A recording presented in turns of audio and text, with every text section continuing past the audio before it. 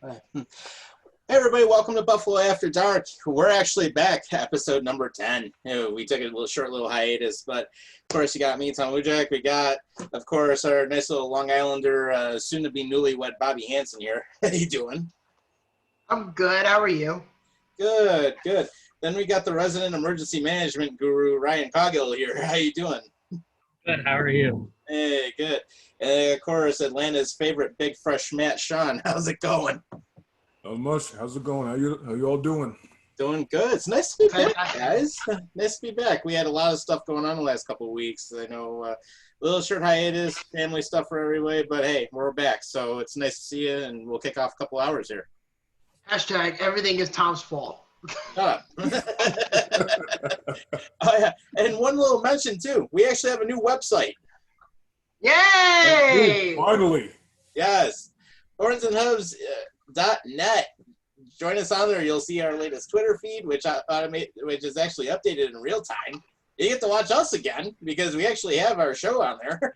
And then you get to read a little bit about us, and hopefully you actually enjoy our nice little bios we put together because, as Vinny puts it, Bobby's a pain in the ass. Yeah, I had to really come out here and just say, hey guys, Vinny Torcasio here. I just want to let you guys know, go subscribe to Horns and Hooves Entertainment, and I have a big nose, so be sure to follow us on Twitter and Instagram at hornsandhooves.net. Oh, and fuck you, Bobby. I wonder who he's building tables for tonight. I don't know. He's pretty good at doing it. He's pretty good at banging the wood. Jesus. All right. On that note, before we jump into the hot box, Bobby, who's sponsoring the show tonight? Tonight's sponsor is Subway. Yes, everybody's favorite fast food restaurant. That's not McDonald's or Burger King. And you pretend to be healthy when everybody ends up being fat. So you could decide any type of sandwich you want. So for my menu tonight, I had a whole foot long, right, of whole grain wheat. And I had tuna with American cheese and some jalapenos with some chipotle sauce. Mwah. Really good stuff. There you go. That's for sure. I was on the mood for some spicy melted tuna. So I went to Subway for that. So be sure to go down to Subway, go get a sandwich, enjoy your life, and it's pretty much that. Unless you like Blippi's or Jersey Mike's. And by the way, I should just say one real thing real quick. For those of you who don't know, there's a restaurant called Jersey Mike's, which is up in the northern region and down here in Long Island and New Jersey and Pennsylvania. Yep. It's garbage. Don't fucking eat it because they make you eat the sandwich and it becomes like bleh, like slobbery. Like it's disgusting. You don't want to eat it. That's good to know. We actually just got our first Jersey Mike's up here. Oh, don't go there. Put them out of business. Just don't even go there. It's a piece of shit. That's okay. I mean, hey, we've got DeBello's up here, which, I mean, they have a lot of good subs, and we also have Wegmans. Yeah. And do you want to explain to the audience? That's for sure. Do you want to explain to the audience why you have a night picture of Raleigh, North Carolina behind you? Yeah, I'm thinking about getting out of New York at some point. Yeah, North Carolina ain't a bad place. Yeah, well, I'm considering the same thing. Yeah, same here. Trying to get out of Georgia. Mm-hmm. Yeah. All we have to do is just convince this asshole on the right. Well, I'm thinking about it. I've looked at Louisiana as a possible landing place eventually. However, most of Louisiana, or at least half of Louisiana, is underwater right now. So, unfortunately, can't move there at this present moment. But leaving New York and unfortunately leaving the 716 is not off the table. Right. I was just saying, you spent some time in Pennsylvania for a while. Yes. And I have to say, as much as I love the backdrop of nothing but cookie-cutter houses in Cheektowaga, I very much enjoyed waking up and looking at mountains every single morning. It was a nice change of pace for once. So. Yeah, true story.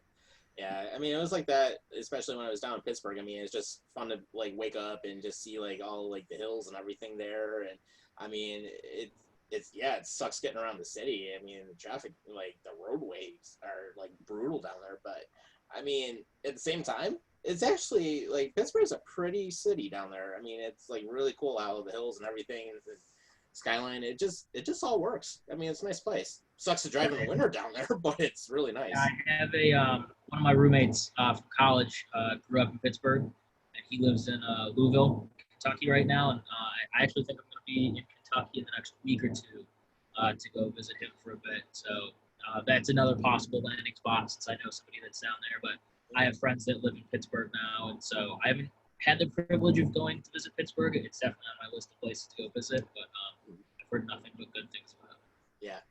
Yeah, I mean, and even like Nashville was like a possible landing spot for me at one point because I mean I have family that lives down there, and then actually at one time I even considered living in Big Fresh Matt's backyard. I actually considered Atlanta at one point.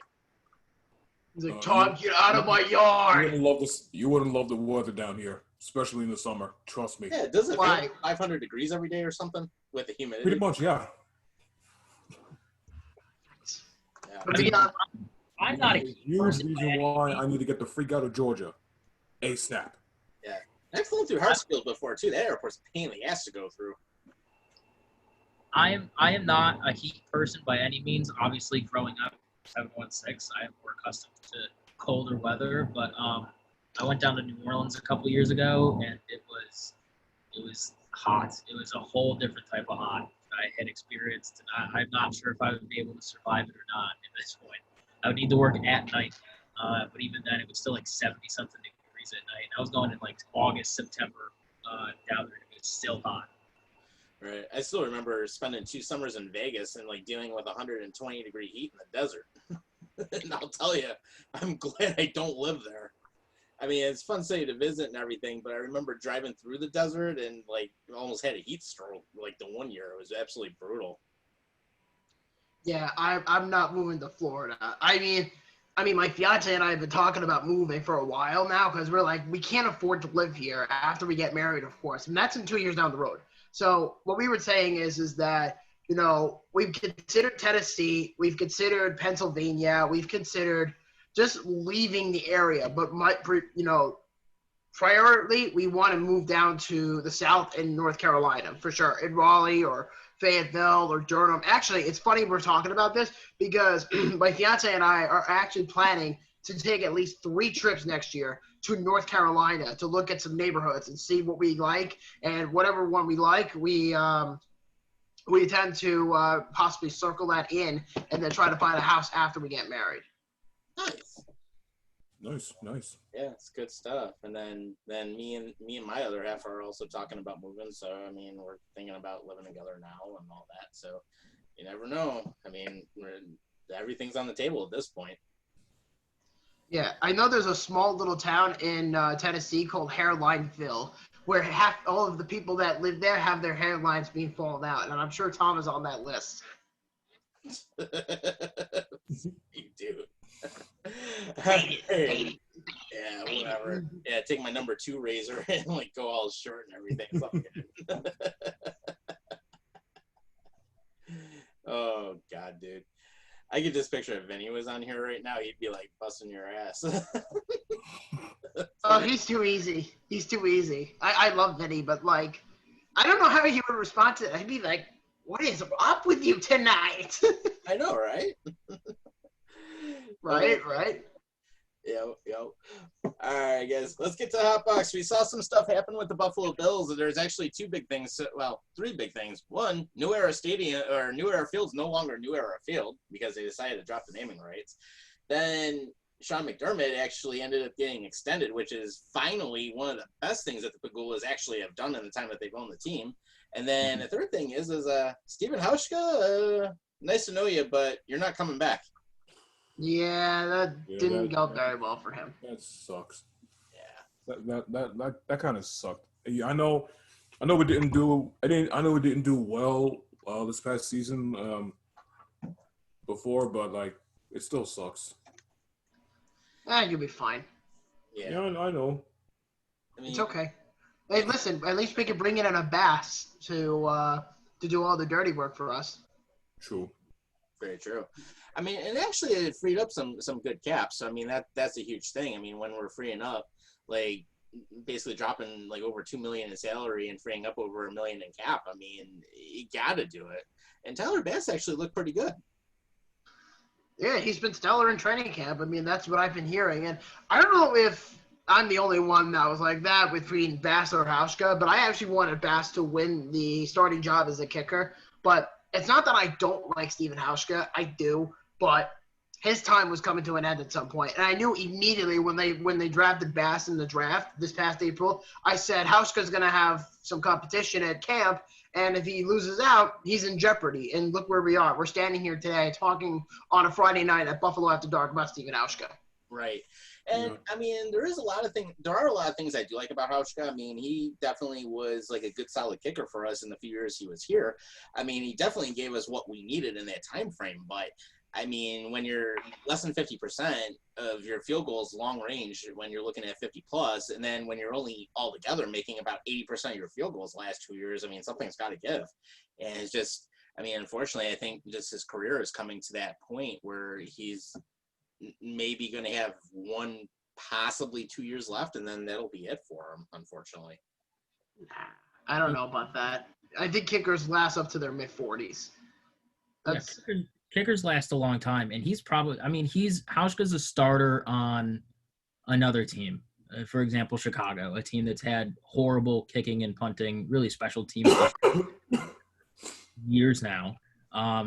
Obviously, we're all familiar with the Cody Parkey kick in Chicago and bouncing it off the uprights and off the goalpost. So he's going to be a starter on a team like that. I have no doubt. I mean, 80% of all your making 80% of all your kicks obviously isn't where a team like the Bills that are on the up and up.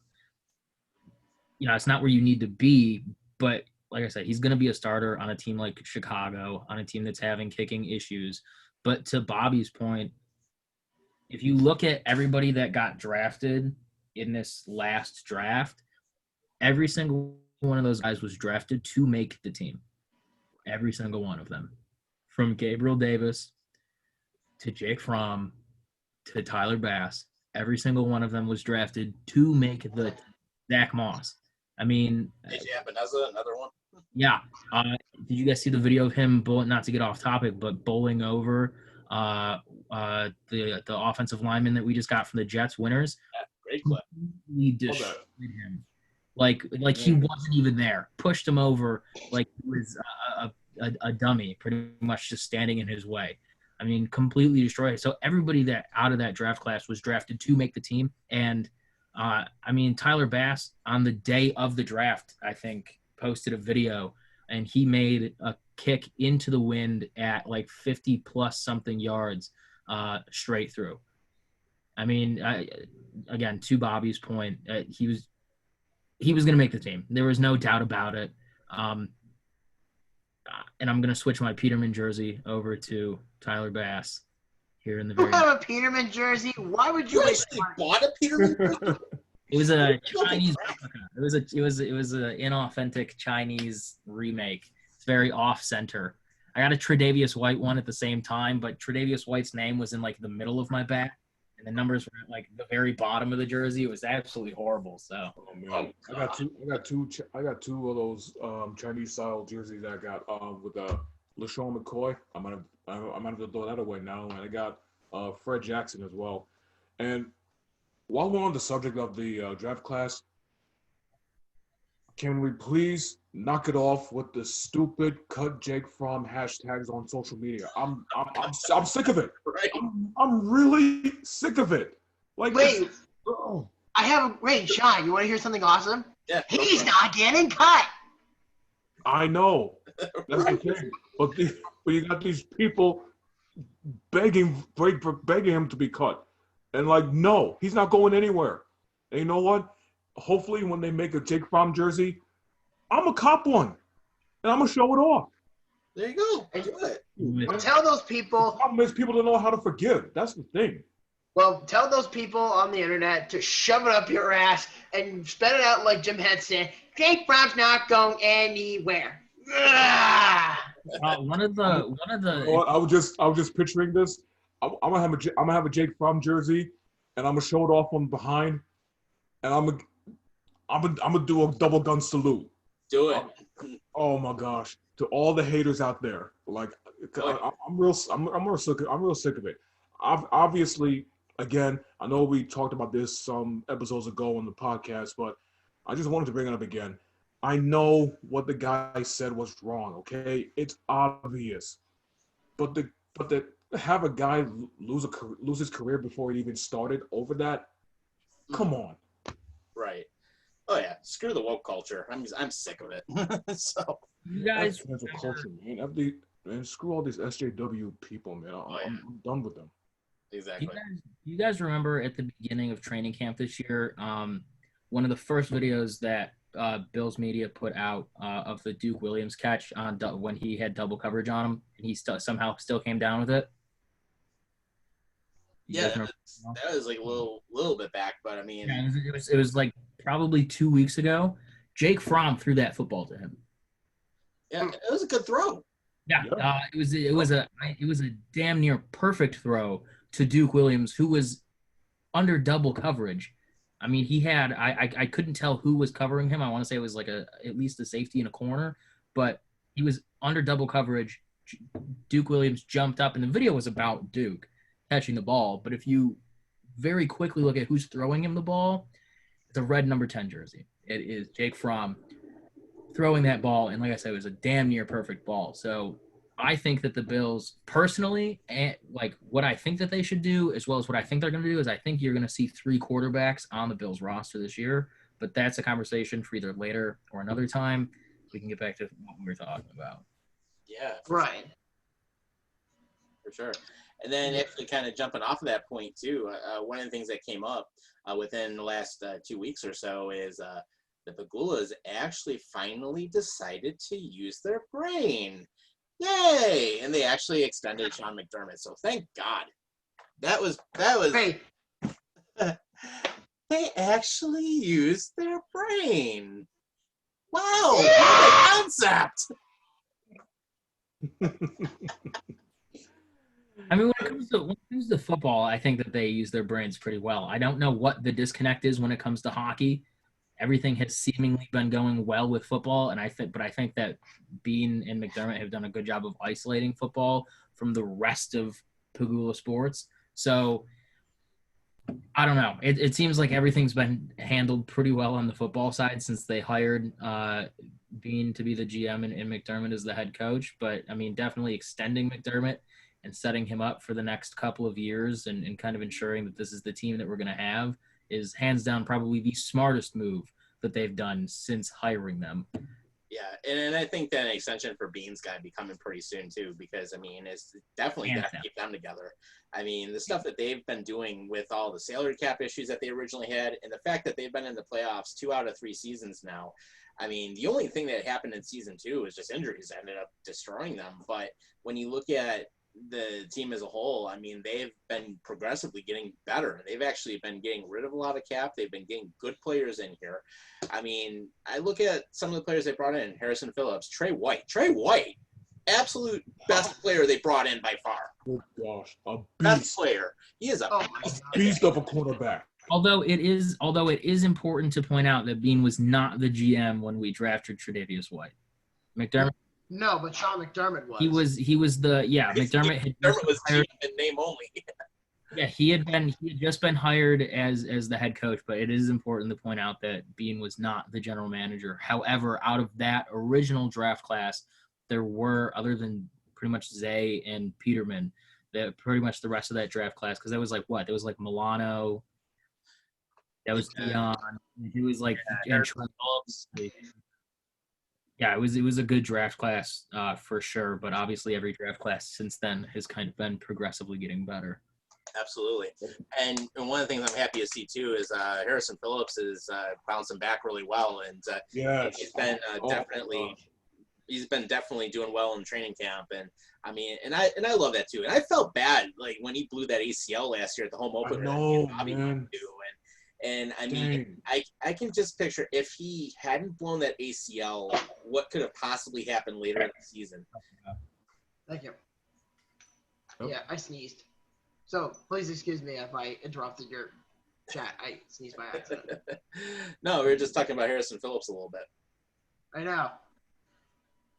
Holy hell. Yeah, it's kind of crazy because when you think about the Bills, because he did get injured, it wasn't a small injury. It was obviously a major injury. Yeah. Bless you again, Bobby. Obviously a major injury. It's really easy to forget that he's even on the team, which sucks, and I'm guilty of that myself. I very often go, oh my god, like he'll pop up on my Instagram because he'll make a post or post something on his story, and I'll be like, oh my god, like he's still on the team, completely forgot about that. It's crazy to think. I was born in '98, so I've never, up until the past couple of years, have never known a winning Bills football team or a good football team for that matter, except for the last couple of years. It's crazy to think that veterans, guys that have been in the league for many, many years and have been to the Super Bowl and have been in the playoffs on other teams, are risking being cut because a guy like Harrison Phillips is bouncing back from a major injury and is probably going to take their place. It's absolutely crazy that this is the position that we're in. Even crazier, to kind of bring it back around, that a name like Steven Hauschka gets cut because they drafted a guy that's very good at kicking, and it's actually surprising how rare it is to find people that can actually kick and punt really well. But the fact that we are at this point, a point that I've never experienced in my life as a Bills fan, is kind of crazy to me. And it's definitely, I know, a new experience for a lot of people that are younger Bills fans like myself. Yeah, and I mean, I've been around Brown for a while. I mean, I was born in '82, so I mean, I've been through some really rough Bills years, even when I was really young. And then, of course, the Marv Levy era that started back in 1986, and been around to see all 4 Super Bowl teams. And it actually, I mean, I still remember when Frank Reich was a backup here for the Bills, and actually met him once and got a jacket signed by him at that time. And of course, Jim Kelly, I've actually flown on a Southwest flight from Baltimore to here with him. So actually I've been able to meet him a couple times. But I mean, going through all of that and then seeing that 17-year stretch and then finally being back in the playoffs, I mean, it's just so nice to see winning football again. It really is. And some of the naysayers are on Twitter and some of the other sites talking about, oh, well, it's like McDermott's not worth it. It's like, it's just a mediocre team. Well, it's like, what do you want? Do you want 2 out of 3 years in the playoffs, or do you want 17 years of suck? Take your choice. Exactly. Yeah, the fact that we went from 17 years of suck to 2 out of 3 years being in the playoffs, I mean, the fact that you're even making the playoffs is evidence of growth. It's evidence of a positive uptick in what is essentially Bills football. Now, obviously, heading into Allen's 3rd year on the team, 2nd year starting, and him only having that 1 playoff game, hopefully we make the playoffs again and at least the first round. The goal at this point is to at least win the first round. I don't think – I mean, should we be shooting for the Super Bowl? Obviously. But, again, keeping, perspective, low and realistic. Right now, we've made the first round. We should be aiming to at least win the first round. Take it like they do probably every single week. It's 1 game this week. Win it. We'll worry about the next one when we get there. So I'm 100% expecting us to make the playoffs and not be a first round exit, because it's gonna suck if we sucked for 17 years and we can't even get past the first round of the playoffs when we start making them again. Right. I have no doubt that we will be a first round team and win one this year. Yeah, and even like looking back at the 2 playoff appearances we made in the last 3 years, when you look at the round 1, the wild card game, where we ended up playing Jacksonville versus when we played Houston, there was huge growth, especially with the Houston game, because the Houston game we actually dominated more than what we ever did with the Jacksonville game. I mean, and the only thing now is just, I mean, especially with the fact that we know that we can hang with a team and we can go to that next level. I mean, now we really have to make that plan to allow that to happen. The problem that we had in that Houston game is that we dominated that first half. There was no question on that. Houston sucked that first half. And then the problem that happened is then they made the adjustments. I don't think we adjusted quick enough, and basically the defense collapsed. And then offensively, we weren't able to do as much either. So then what happens at overtime period, I mean, it was basically like a brand new game. And I mean, you looked at, I mean, a lot of people are going to talk about that throw that Josh Allen made that was all screwed up, but that lateral pass or whatever it was. But at the same time, they kept fighting and they wanted to win that game. So it just, unfortunately, the way that it played out, I mean, and I still think there were a couple bad calls in that game that screwed us over, but I mean, they showed growth, and it's really encouraging to see that. And then even without having Harrison Phillips, if we had him, had he not blown that ACL and he would have been able to clog up the middle a little bit more, it could have, I can't say it would have been a difference maker, but it could have been. Yeah, and you also have to remember that first year with the playoffs, not one of those guys was a Brandon Beane draftee, again, because Whaley was still the GM. So McDermott may have been coaching them, but that was not the team that we know now. I mean, that's Tyrod Taylor at quarterback, and when Taylor gets injured, that's Peterman stepping in, filling in for him. That's a completely different team. So if you're talking about, for me, when I look at a team, I include the general manager in that. You're really looking at the team that we know now is one playoff. It did not make the playoffs the first year, made the playoffs in their second year. So technically you can almost forget about, when you're talking about just this GM and just this head coach, you can almost forget about that first playoff game that broke the drought, because if you're including the GM. If you're not, then obviously that team got coached by the same head coach that you have now to the position that they were in. But for me, you're really looking at, obviously other than getting out or breaking the drought, you're looking at not making it the first year because you're still building what you need and then making it the next year. So, but either way you look at it, it's really the second year of a full administration of your franchise or whatever, from your front office on down, is still making the playoffs, still looks good either way.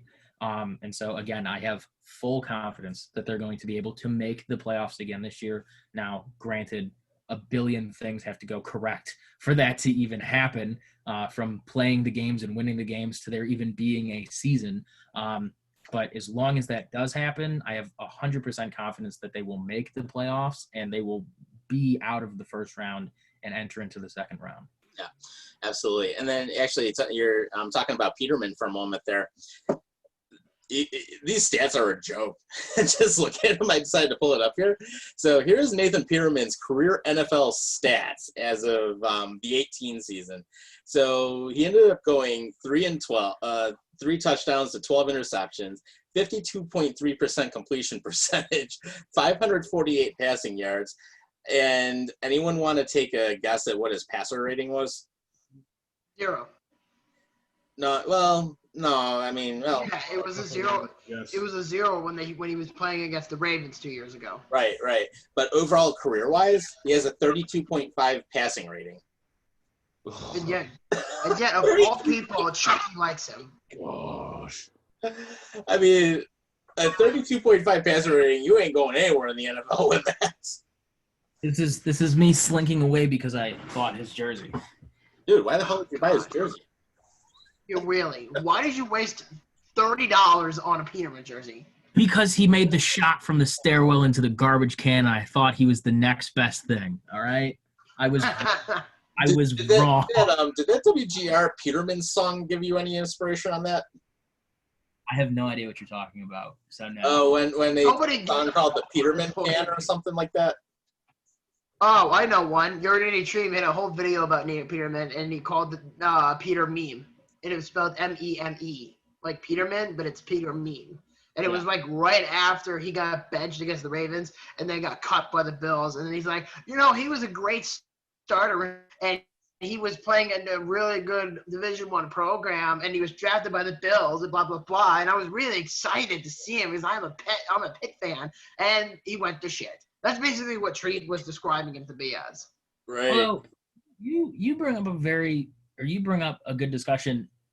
Right before McDermott got his extension, I don't know where this came from, but there were a bunch of Bills fans on Twitter and in the Bills Mafia group on Facebook talking about how McDermott is a horrible coach and he shouldn't get an extension and he should be fired because he started Peterman at the beginning of that season instead of this whole conversation about it. And I'm like, okay, but you have to realize you got rid of Tyrod Taylor, or you were gonna end up getting rid of Tyrod Taylor if he wasn't gone already. Again, I cannot remember for the life. He got traded to the Browns. Yeah, Yeah. So what? You're drafting Josh Allen and you're just gonna start him automatically? I mean, how many times do you get drafted in this league and go straight to work? And not very many times. It doesn't happen all the time. I mean, maybe like someone like Peyton Manning or Tim Tebow or Barkley with the exception of that draft class, because obviously, and not even that draft class, because Darnold was still behind what's his face, McCown in New Jersey. Baker Mayfield was behind Tyrod in Cleveland.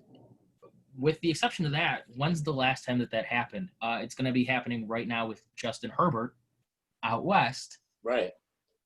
That other than that, like Josh Allen was not supposed to start right away, and you typically don't do that with a rookie quarterback that you draft unless you're asking for a disaster to happen. So what other choice do you have than starting Nathan Peterman and then having your hand forced to put a Josh in? You really have no other choice. Yeah, or even possibly with this draft class, I mean, maybe Tua Tagovailoa might start, but who knows yet? Tua's not starting. It's already been said. Unless because Ryan Fitzpatrick just left, so there's a possibility Tua may end up getting the start. And even if he does start, it's not going to change the narrative of the Dolphins. Because the one thing that I've seen from Dolphins fans all across social media is that they think that Tua is the answer, but they're mostly concerned if he stays healthy. That's the big priority for them as far as their franchise quarterback, if you want to say that. Tank for Tua. And I will laugh my ass off in less than 3-4 years if Tua ends up being a bust. Right. Oh, just like Sam Darnold? I mean, the Jets are so damn delusional. Even ring him up, okay? It is ludicrous how Jets fans reacted to Darnold. It's like, put it this way. In the first year, because I live down here, I live in Long Island. Oh, yeah, you get to see all of that. I get to see all of it. I get to see everything. And Jets fans will never shut the fuck up about Darnold. They'll say, Darnold is better than Allen. He's more accurate. He's a gunslinger. Hello? He's on the fucking Jets. He's the only reason you're fucking relevant, other than Jamal Adams. Oh, his ass is gone because he wanted to be paid. And the Jets were too stubborn to pay him. So now, look at this. And if you compare the Bills scrimmage, which happened yesterday or today, I think it was yesterday, compare that to what the Jets did. You want to see the stats? I will be glad to show you this. Hang on. I want to show you this, Tegan. Yes, I don't know if you saw this. Oh, please. You're going to laugh your ass off. You ready to this? It's between Connor Hughes, who covers the Jets, versus Thad Brown, who obviously covers. Right. You ready? Yep. And I'm going to get to the best part about all this in a few minutes. Give me a minute. Okay. Connor Hughes on Twitter. The starting Jets offense, working against the backups, had 6 possessions. They scored 0 points, turned it over 3 times, an interception and 2 fumbles, punted 3 times, and picked up 5 total first downs. Starting defense was no better. The final score was 27-0 for the backups over the starters. Oh, and what's the worst part about all this? You want to know the worst part about all this? Mm-hmm. The fucking dinosaur might end up winning the starting running back job over Le'Veon Bell. How is that possible? I am not kidding when I say that. And here's the Buffalo Bills. Josh Allen was fantastic. Total command of the offense. Started 16 for 20 for 162 yards, a touchdown, a rushing touchdown. The Bills' touchdown on first 3 drives. And they did have a deflected interception, mostly not his fault. Finished 32 for 43 for 312 yards, 2 touchdowns, and a rushing touchdown. And that's just in 2.5 quarters. Wow. And I was going to say, and thinking about Josh Allen's stats, here we go. So out of his career stats through 2019, so he's got 30 touchdowns, 21 interceptions, 56.3 completion percentage, 5,163 passing yards, 1,141 rushing yards, 17 rushing touchdowns, and a 78.2 rating. Oh, and on a side note, that's more rushing touchdowns than Lamar Jackson. Yes. Keep that in mind. That's scary if you're a defense going against them. So something that I do want to point out, though, is that the Jets' starting offense is essentially guys that right now on pretty much any other team in the league would be on the practice squad or like third string, because most of the opt-outs for the Jets were on their offense. It was a lot of their wide receivers. Out of their defense, pretty much Jamal Adams and C.J. Mosley were the entirety of their defense, or at least anybody noteworthy that's on their defense. And Jamal Adams obviously got traded to Seattle, and then C.J. Mosley ended up opting out. So to be fair, I think if Darnold was in any other situation that was not the New Jersey Jets, he would be doing better than what it is that we're seeing. But as Bobby so eloquently pointed out, he is on the Jets. And so much like Baker Mayfield, his career is going to die where he was drafted to if he doesn't get out of there soon. So he is pretty much throwing to practice squad guys, and anybody that's on the defense is probably a starter or like a second string guy. So of course it's going to look horrible, but the fact that it's looking that horrible should say something. And that goes back to the conversation that I think we had the last time that I was on, which is, and I think anybody with a brain knows this, is that Adam Gase should have never been hired as the head coach for the Jets. And as soon as Jamal Adams said, "I want out of here," you should have fired Adam Gase instead of trading Jamal Adams. But instead, you traded Jamal Adams.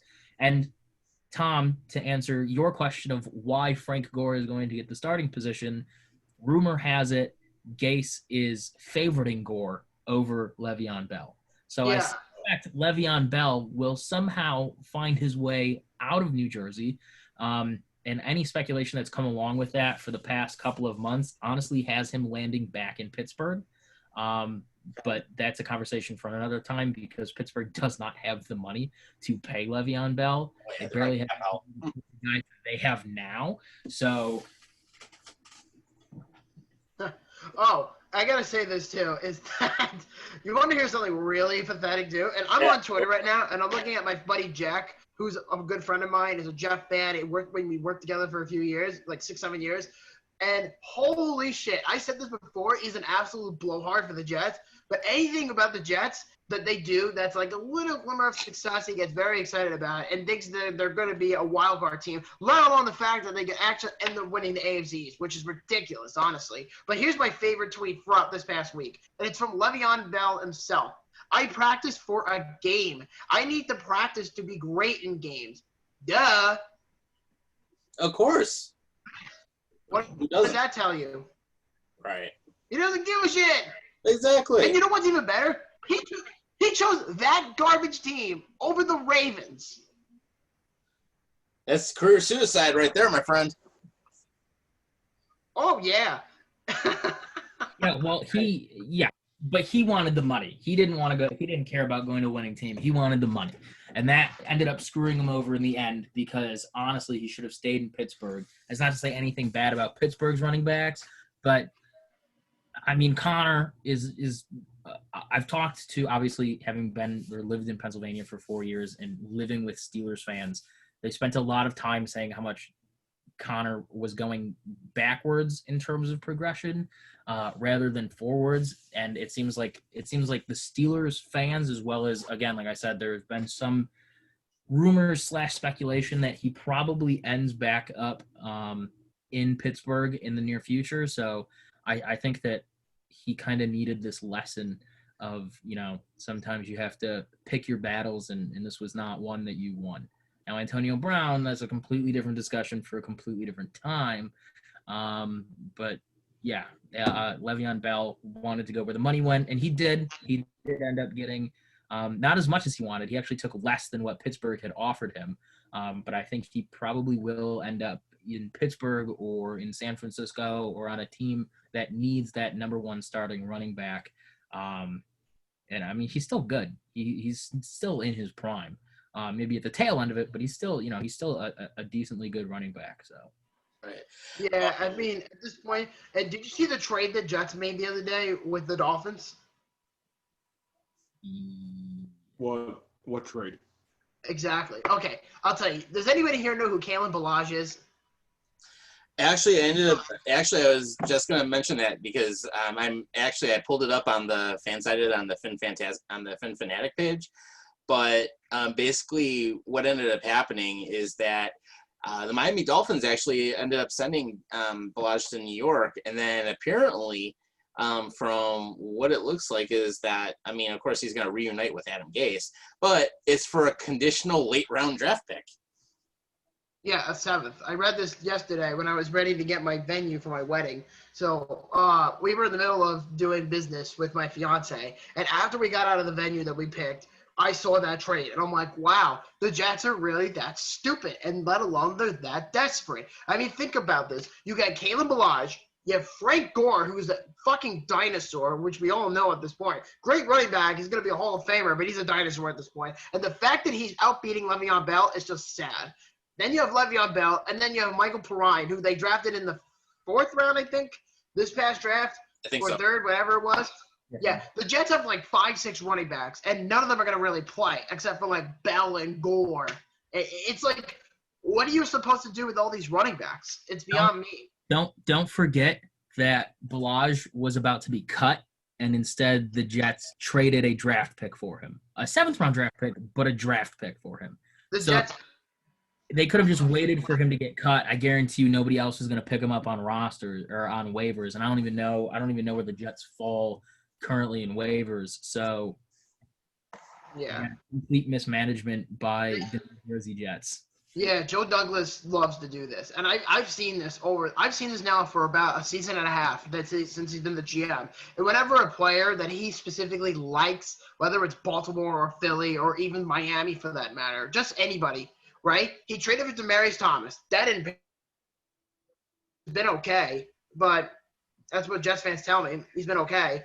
And then recently they just traded for Kalen Balaj, which really makes no sense. So everything the Jets tried to do is just an absolute clusterfuck. But the one player that really stood out to me that they took this whole offseason was Denzel Mims. That was the only player that I think that's going to be worth a damn. And Jets fans act like Mekhi Becton is going to be a Hall of Famer, which is ludicrous. Just because he's like 7 feet tall, it doesn't mean he's going to be great. He might just very well be injury prone for all we know. Mm-hmm. Yeah. And even thinking about it a little bit more, there was actually another interesting story that came out of Miami, and a lot of people are saying, Josh Rosen, he's still such a good QB because he looks good in the air. Okay, let's see. So you have Hubbard, you have Fitzpatrick, you have Tagliavoa, and you have Josh Rosen, who hasn't done a damn thing in his career regardless of how his situation is. I was just going to say, man, when was the last time we've even heard of Josh Rosen? What was the last? He's irrelevant. He got traded. Since he got traded, Yeah. and yet he's done nothing about it. That. Right. And even when he got traded to Miami, he was so bad that if Fitzpatrick would have played a couple more games, they would have probably missed out on the #1 pick. It's so pathetic, to be honest with you. I mean, I will be the first one to admit to you guys, I don't know if any of you have ever heard this come from me, but I've said this to many people before, that at the time, before they took Allen, I wanted Josh Rosen because I thought he was the most NFL ready between him and Allen. But it turned out that Allen was the better quarterback choice. Right. Good we got Allen.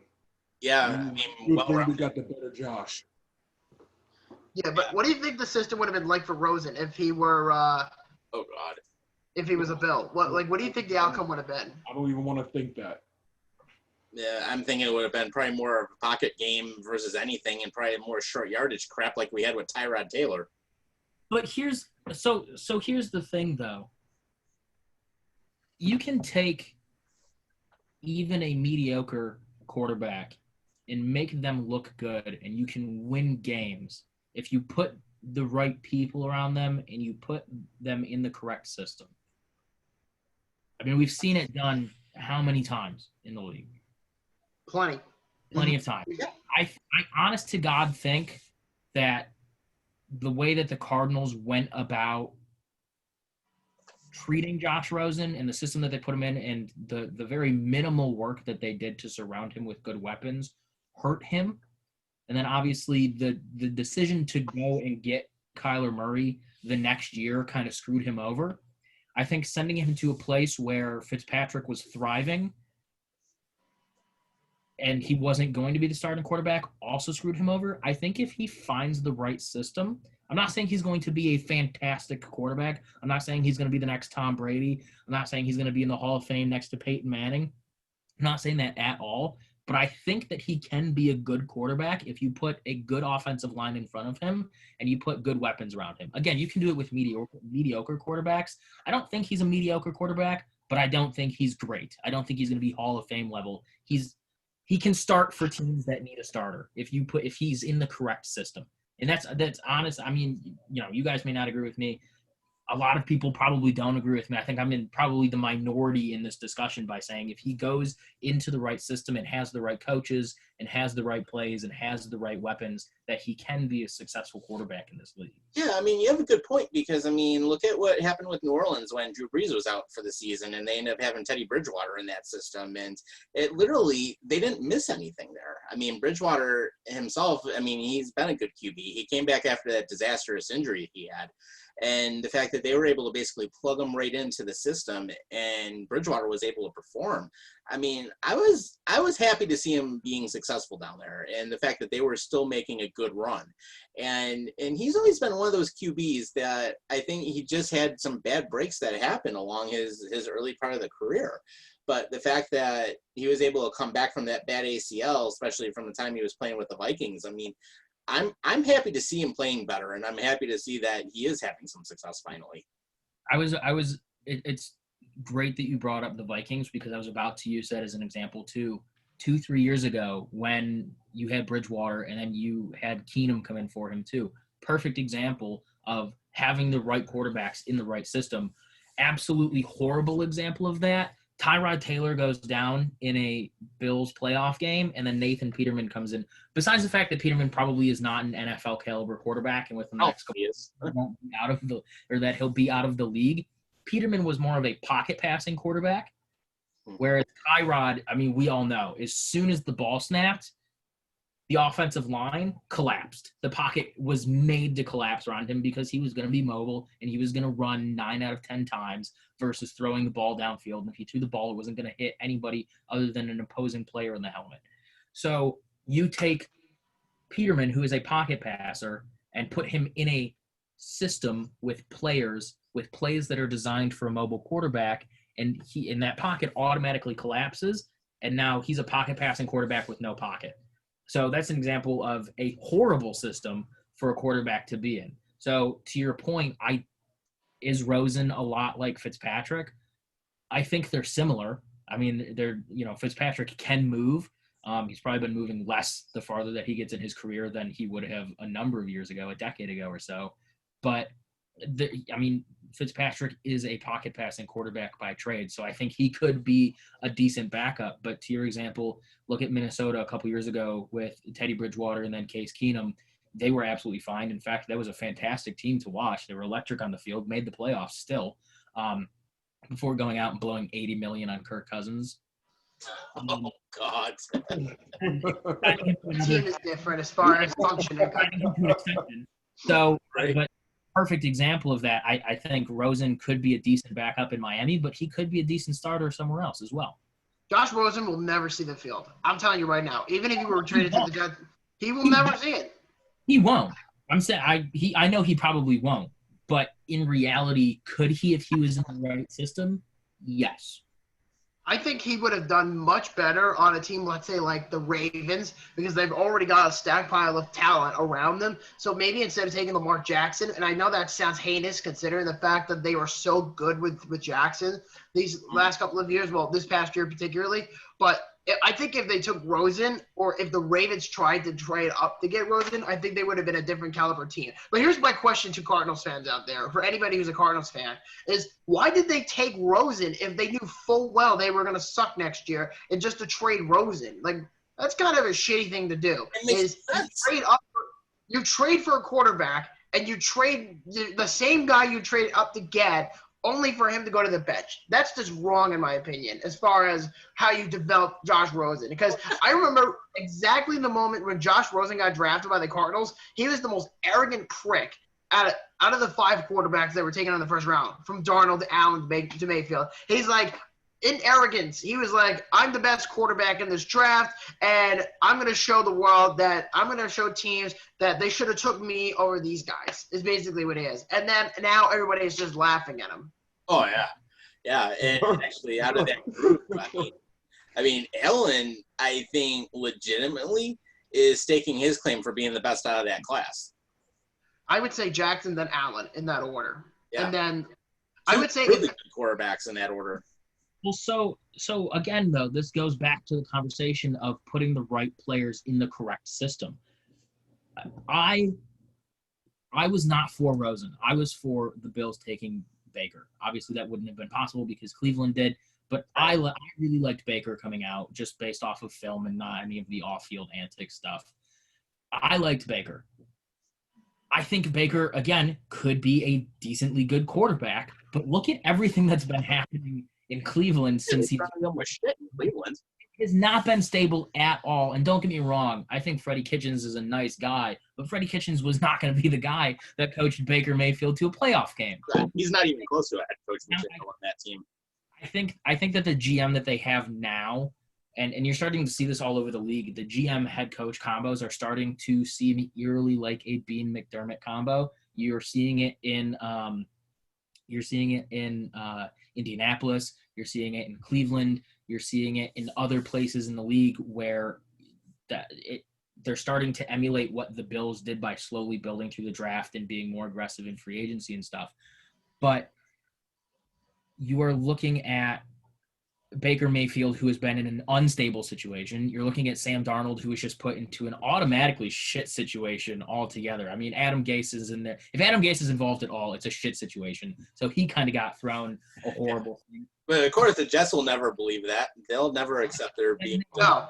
And one funny thing, too, is that Jets fans are like, as garbage as we were last year, yeah, we went 7-9 with Adam Gase. Let's give him a chance. Let's give him one more year. And if he doesn't exceed expectations, then he's going to get fired. And then they're going to go out and get Eric Tanieri or whatever the hell his name is from the Kansas City Chiefs, because that's what they think. They think that Joe Douglas is going to be some sort of magician just because he trades Jamal Adams. And he's going to just take a coach, give up a draft pick for whatever, an assistant or whatever. I don't care what he does. But they firmly believe that they're on the right track and they're doing what the Bills are doing right now. I'm like, you can't emulate what the Bills are doing because, number one, Bean and McDermott have been together for many, many years. So that's why they work so well together. And B, Joe Douglas was the director of player personnel for the Philadelphia Eagles, and people think he's going to be an amazing GM, and they praise him for being an amazing GM in the draft. It's like, well, you can praise him all you want, but what if he turns into a shit general manager with a big ego? Then what are you going to say? Yeah, look at Chip Kelly, what he did for Philadelphia and San Fran.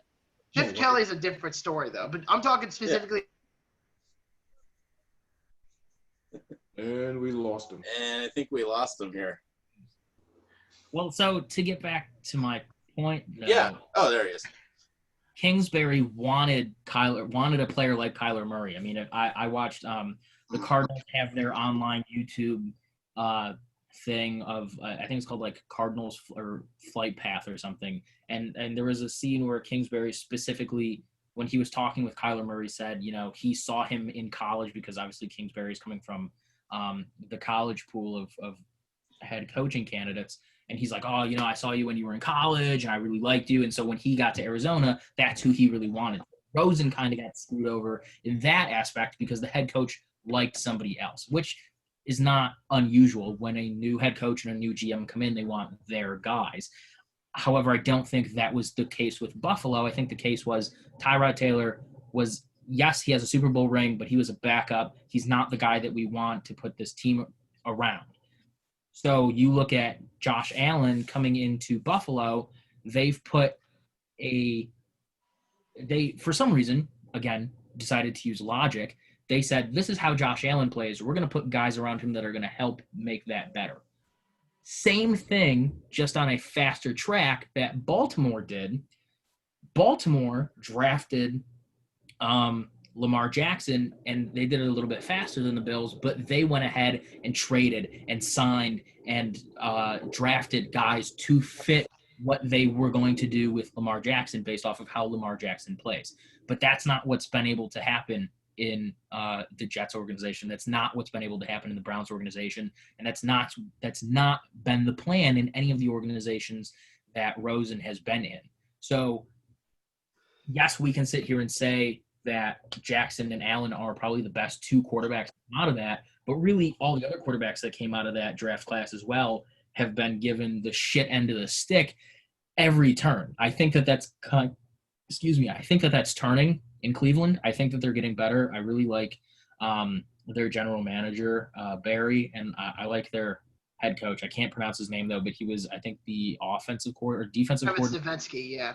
Yeah, for the Vikings. And so obviously the Vikings have been a good team the past couple of years, other than, again, giving Kirk Cousins $80 million and then extending him. So other than that one, I think that that's turning around. I think that is turning around in Cleveland. I think that the Jets have pieces, very minimal, to be a good team, but the Jets front office and coaching staff is the only thing standing in the way of themselves being a good team. And obviously Rosen has just been passed around the league, and he's been in just organizations that he was not in their plans at all. No. And that sucks for him, but it is also the reality of where he got drafted. Yeah, good point. Right. Good point. And actually, we got some comments on the live feed here. So, of course, if you're watching us on Facebook, feel free to go ahead and drop a comment. And let's see, Trevor Hauer, actually, our friend from the Hauer Hour podcast, actually showed up. And he basically ended up saying, World Series champs, Astros 2020, World Series champs. Mike Bauer, also a friend of the site, says, Houston Asterisks. Asterisks, that's what they should be, and they always will be. And can we also just talk about, just for a second, of how the Mets just beat the crap out of the Yankees in the second Oh, I know you want to talk about it. And I know, Sean, you're going to have a lot to say, so go for it. F off with that crap. Kill my Oh, wall. shut the fuck up. You're a World Series contender. Sit your ass down. I mean, one thing we can't agree, the Astros ain't doing anything, so we do know that. Well, that's true. Oh, God. I had to World think Series! 27 rings! You lost to the Mets!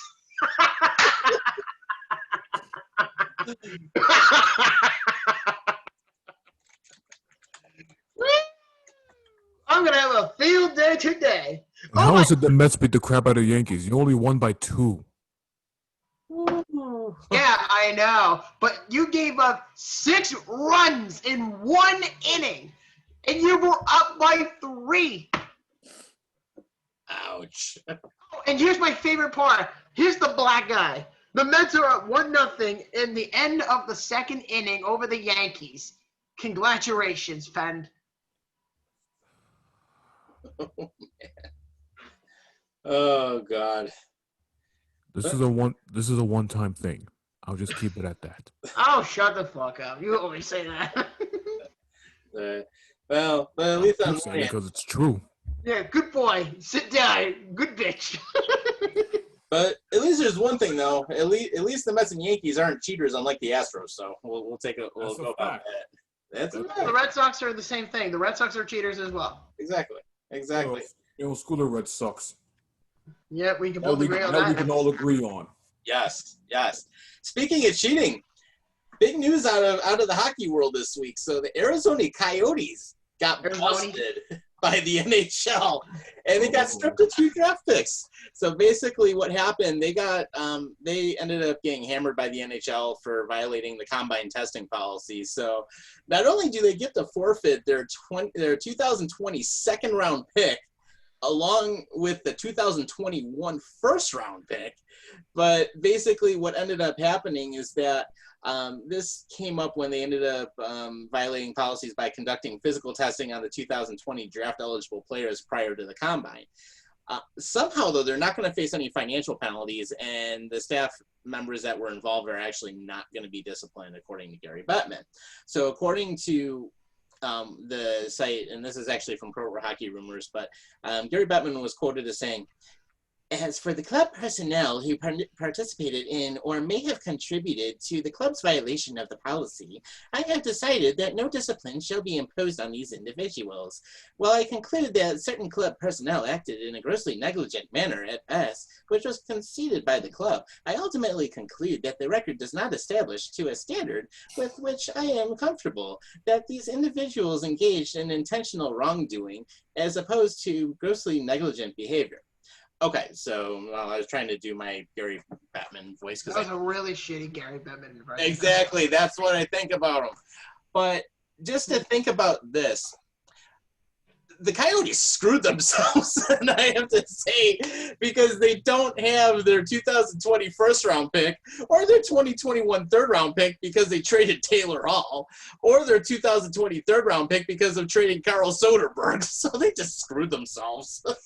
Well, here's another thing. Don't cheat. Don't scout kids before the actual combine. And for those of you out there who don't really know, the Yotes went on their way to basically privately set up meetings with these prospects for tryouts before the annual timing of the draft. Because you're technically not supposed to do that. And that's kind of tampering, respectively. Like, they didn't say, oh, we're taking that guy. They're just saying, we want to see how you work out, and we want to see your strengths and weaknesses. But don't tell anybody, because we want to actually be good and relevant for once.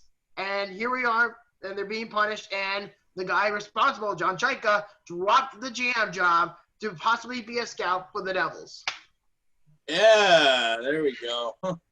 So here's what I'll say about this. It doesn't make sense because Arizona was a decently good team and have been becoming a more decently good team over the past couple of years. Like you mentioned, they had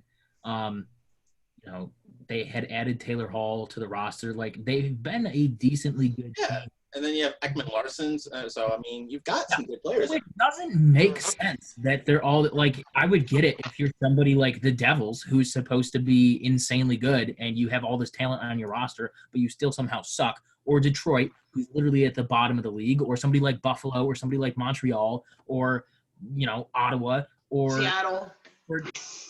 Well, Seattle they cannot, but because they don't have any, why they still could, but they, Josh is waiting for the day they get players. That's all he's waiting on. Not adding them to the conversation just yet. It would make more sense if somebody like Detroit or Buffalo or Montreal, a team that was more towards the bottom, was doing that. But a team that's in the middle or is competing for top spots, who's progressively getting better each and every single season, it doesn't make sense for them to go out and do something as stupid as that. It really does not. So if it was obviously it happened. I'm not saying that there's some weird NHL conspiracy and it didn't happen and the NHL is punishing the Coyotes for no reason. But if it was a mistake and it was somebody somewhere down the line ended up doing it and it ended up screwing over the entire organization, that's obviously one thing.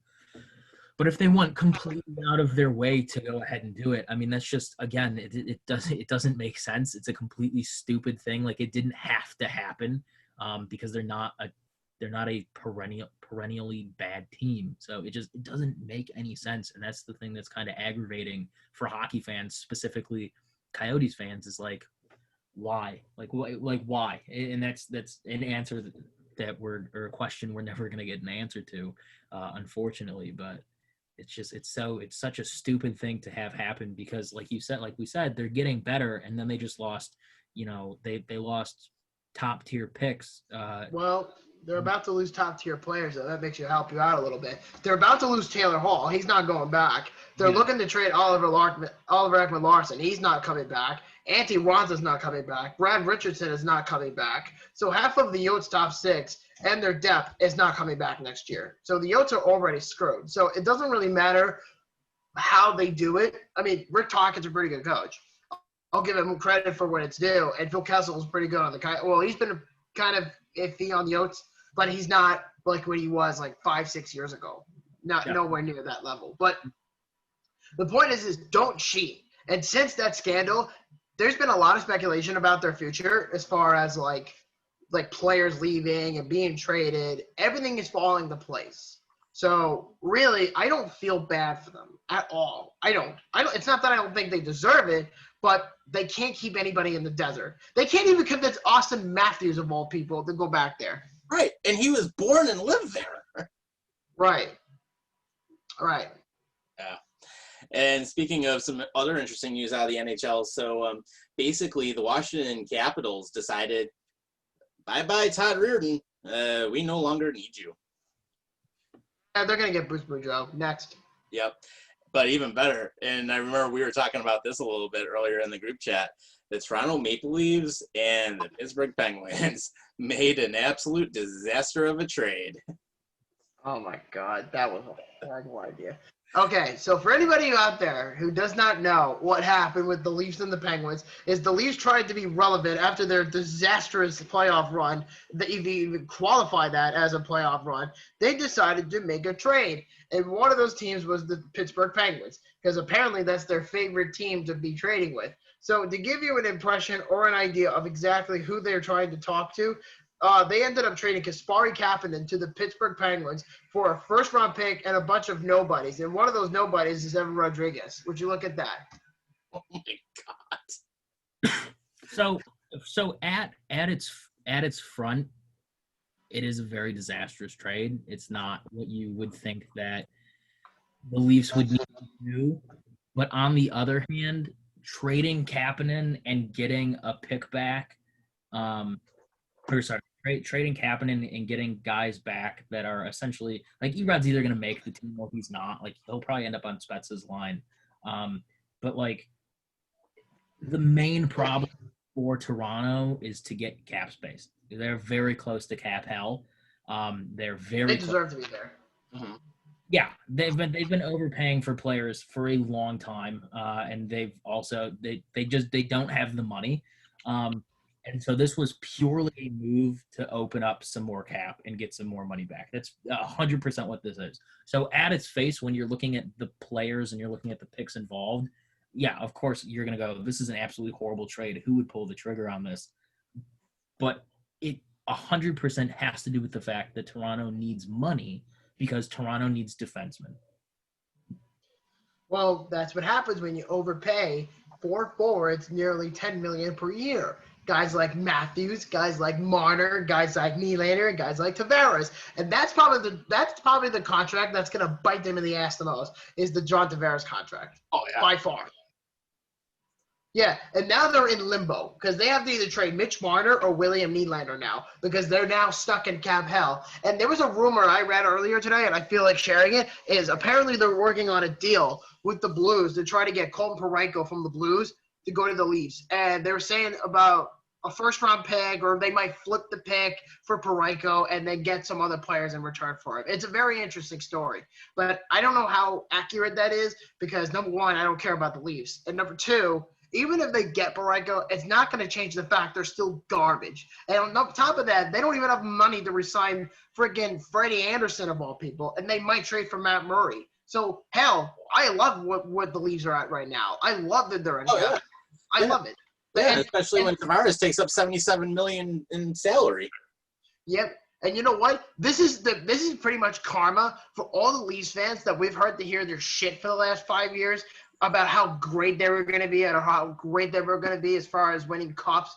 I am so happy that they're in this exposure of their dramatic collapse as far as the salary cap goes. Because this is what happens when you pay guys like Tavares $77 million, when you pay guys $11 million per year for guys like Matthews. Well, Matthews you have to resign. But the Leafs were in this limbo since the start. And I saw this coming years ago when they drafted Matthews. And I said he's going to be good in the NHL. And he is, of course. Yeah. But he was going to get paid. But then everybody started being entitled assholes, and they said, we want to be just like Austin Matthews. We want to be paid $10 million as well. So then Kyle Dubas says, here you go, William. Here you go, Mitch. Here you go, JT. Here's your $10 million. Oh, no. Now we're stuck in cap hell. Now I have to trade everybody because it's my idiotic ass's fault that I signed all these contracts. And here you are now. You're trying to get rid of everybody. You just traded Kapanen, of all people. And now you have to get more help out of your system by getting rid of Freddie Anderson. And it's even more bad that they have more faith in Jack Campbell, a fucking backup, over Freddie Anderson. Oh, God. Really think about that. Yeah, they don't have the good goaltending depth at all. No, they don't. Yeah, they're not even close on that. And actually, I think, going back to your point about how we talked about this a long time ago, I think we did actually talk about this either on our old show After the Horn or possibly the 411 when we ended up going about that. And it was like a huge point back then. I mean, we knew that Matthews was going to get paid, and then at the time that Tavares came in, you knew he was going to command big money, and then there was absolutely no way you were going to pay your top six all that money and a goaltender and some of your people on defense and be able to actually survive that. There's no way you can keep all those guys. And then especially with Kapanen and how he's coming along and Mitch Marner coming along, the way, of course, they're going to want their money, so they put themselves in cap out. No, they certainly did. I love it. It's look. Yeah. Oh, by the way, I found the post I was looking for before as far as Kasperi Kapanen. So for the details, it was Kapanen, Jesper Lindgren, and Pontus Aberg, who are like grade B, grade C prospects. Toronto got Evan Rodriguez, David Warsofsky, Philip Hellender, and a 2020 first round pick, which is the 15th overall pick. So if you do the math, even though the Penguins are going into a huge decline, you overpaid for Jason Zucker, and now you're overpaying for Kasperi Kapanen. You're so desperate to be relevant again that you now have to give up not only this year's first-round pick, but you have to give up next year's first-round pick. Pittsburgh's in big time. Oh, yeah. 100%. They're in trouble. They're in trouble. But here's the thing for Toronto, too. The new big thing has been, let's overpay as many people who are talents as much as we possibly can while teetering on the edge of cap hell to try and make a playoff push. And that's never worked out for literally anybody who has attempted that ever before. But teams keep doing it. And that's how you end up with, the Buffalo Sabres at $700,000 in cap space because you're going to go, okay, we're going to pay Jeff Skinner this much money for 8 years and then have him be shit the immediate next year because he's not on the same line as Jack Eichel. So that's how that mindset is what is literally destroying other NHL teams. But the thing is, obviously, Bobby, like you said, like Austin Matthews was going to get paid that amount of money. Mitch Marner, maybe 70 to 75% deserved to get paid that much. But then you look at literally anybody else that's on that team, and they should not have been paid that much or anything near that much. They got completely overpaid, but that's because they were trying to push for the playoffs, and they're now at the point where they're going to have to start selling a lot of these guys off to other teams in order to recoup some of that money, and that is kind of shit for them because, some of these guys have come up as prospects in other leagues, in other systems for other teams, and have somehow found their way to Toronto. So it's not like, it's Bobby, like you said, same here. I've been seeing this coming for a long time. I mean, this is a conversation you're looking at 2, 3, 4 years ago of this is exactly what Toronto's going to do, and this is exactly how the situation's going to end. And that's how it ended. Look at Pittsburgh. Pittsburgh did not do that, and they won how many cups over how long with Sidney Crosby, and now they're on the decline, which is fine because they won a bunch of championships. But look, Chicago was really the first team in the quote-unquote modern era, I guess that we can say, that tried to do exactly what Toronto did. They said, we're going to get a bunch of talent. We're going to draft them. We're going to sign them. We're going to do whatever. We're going to pay them a lot of money, and we're going to try and win cups. And they won a couple of cups, but then that was it. Mm-hmm. Yeah. When's the last time we've been talking about Patrick Kane to Buffalo for so many years because he's not viable in Chicago anymore, and Chicago is not viable as a hockey team anymore. Right, and they're rebuilding. It's competitive hockey team at least. So I disagree with that, actually. I agree about Chicago. I mean, they're on a decline, but I feel like they could still rebound. I mean, literally, they made the fucking playoffs this year. And I know it was Corona. I get it. But they beat a team with Connor McDavid and Leon Draisaitl, arguably the two best duos in the league. Okay, Chicago barely had anybody, and they still beat them in 5 games. I'm not saying that they can't make the playoffs, but I'm saying the likelihood of them winning the cup again, Oh yeah, the same mindset is not the same. Which is why we've been talking about Patrick Kane. If they are smart, you're gonna leave somebody like Patrick Kane unprotected, and you're gonna let him go to Seattle. If I they're doubt it. that's what they're gonna do. Oh, I know for a shot. I know for a fact, and I can see it now that the Blackhawks, like you said, might let go of Kane or whoever. And I could see Sean in the background. He's gonna be like, "I'm gonna order a Patrick Kane Seattle Kraken jersey, and I'm gonna put it up on my wall and jerk it off like I do with my John Cena poster." Well, you got the first part right. I said 2 things. I might get a jersey. I don't know. Right. Oh, hey, Bobby, your buddy Brian Trainer jumped in the chat, and he ended up saying the Mets are bottom feeders. The Mets? Yep. The Mets, really? Yeah. Last time I checked, the fucking Phillies aren't any better. Oh, God. Talking about, now that you actually mentioned John Cena, I wanted to jump into some wrestling here because I know our guy Sean here, he's been chomping at the bit for this. So you got some news out of the WWE. Oh, yeah. And I'm going to give you a clue. This past Sunday, oh man. Roman Reigns. Let me tell you, when Roman Reigns came back, I was so excited I couldn't even get a word in. I literally all right. Here's me somewhat reenacting my reaction. I was like,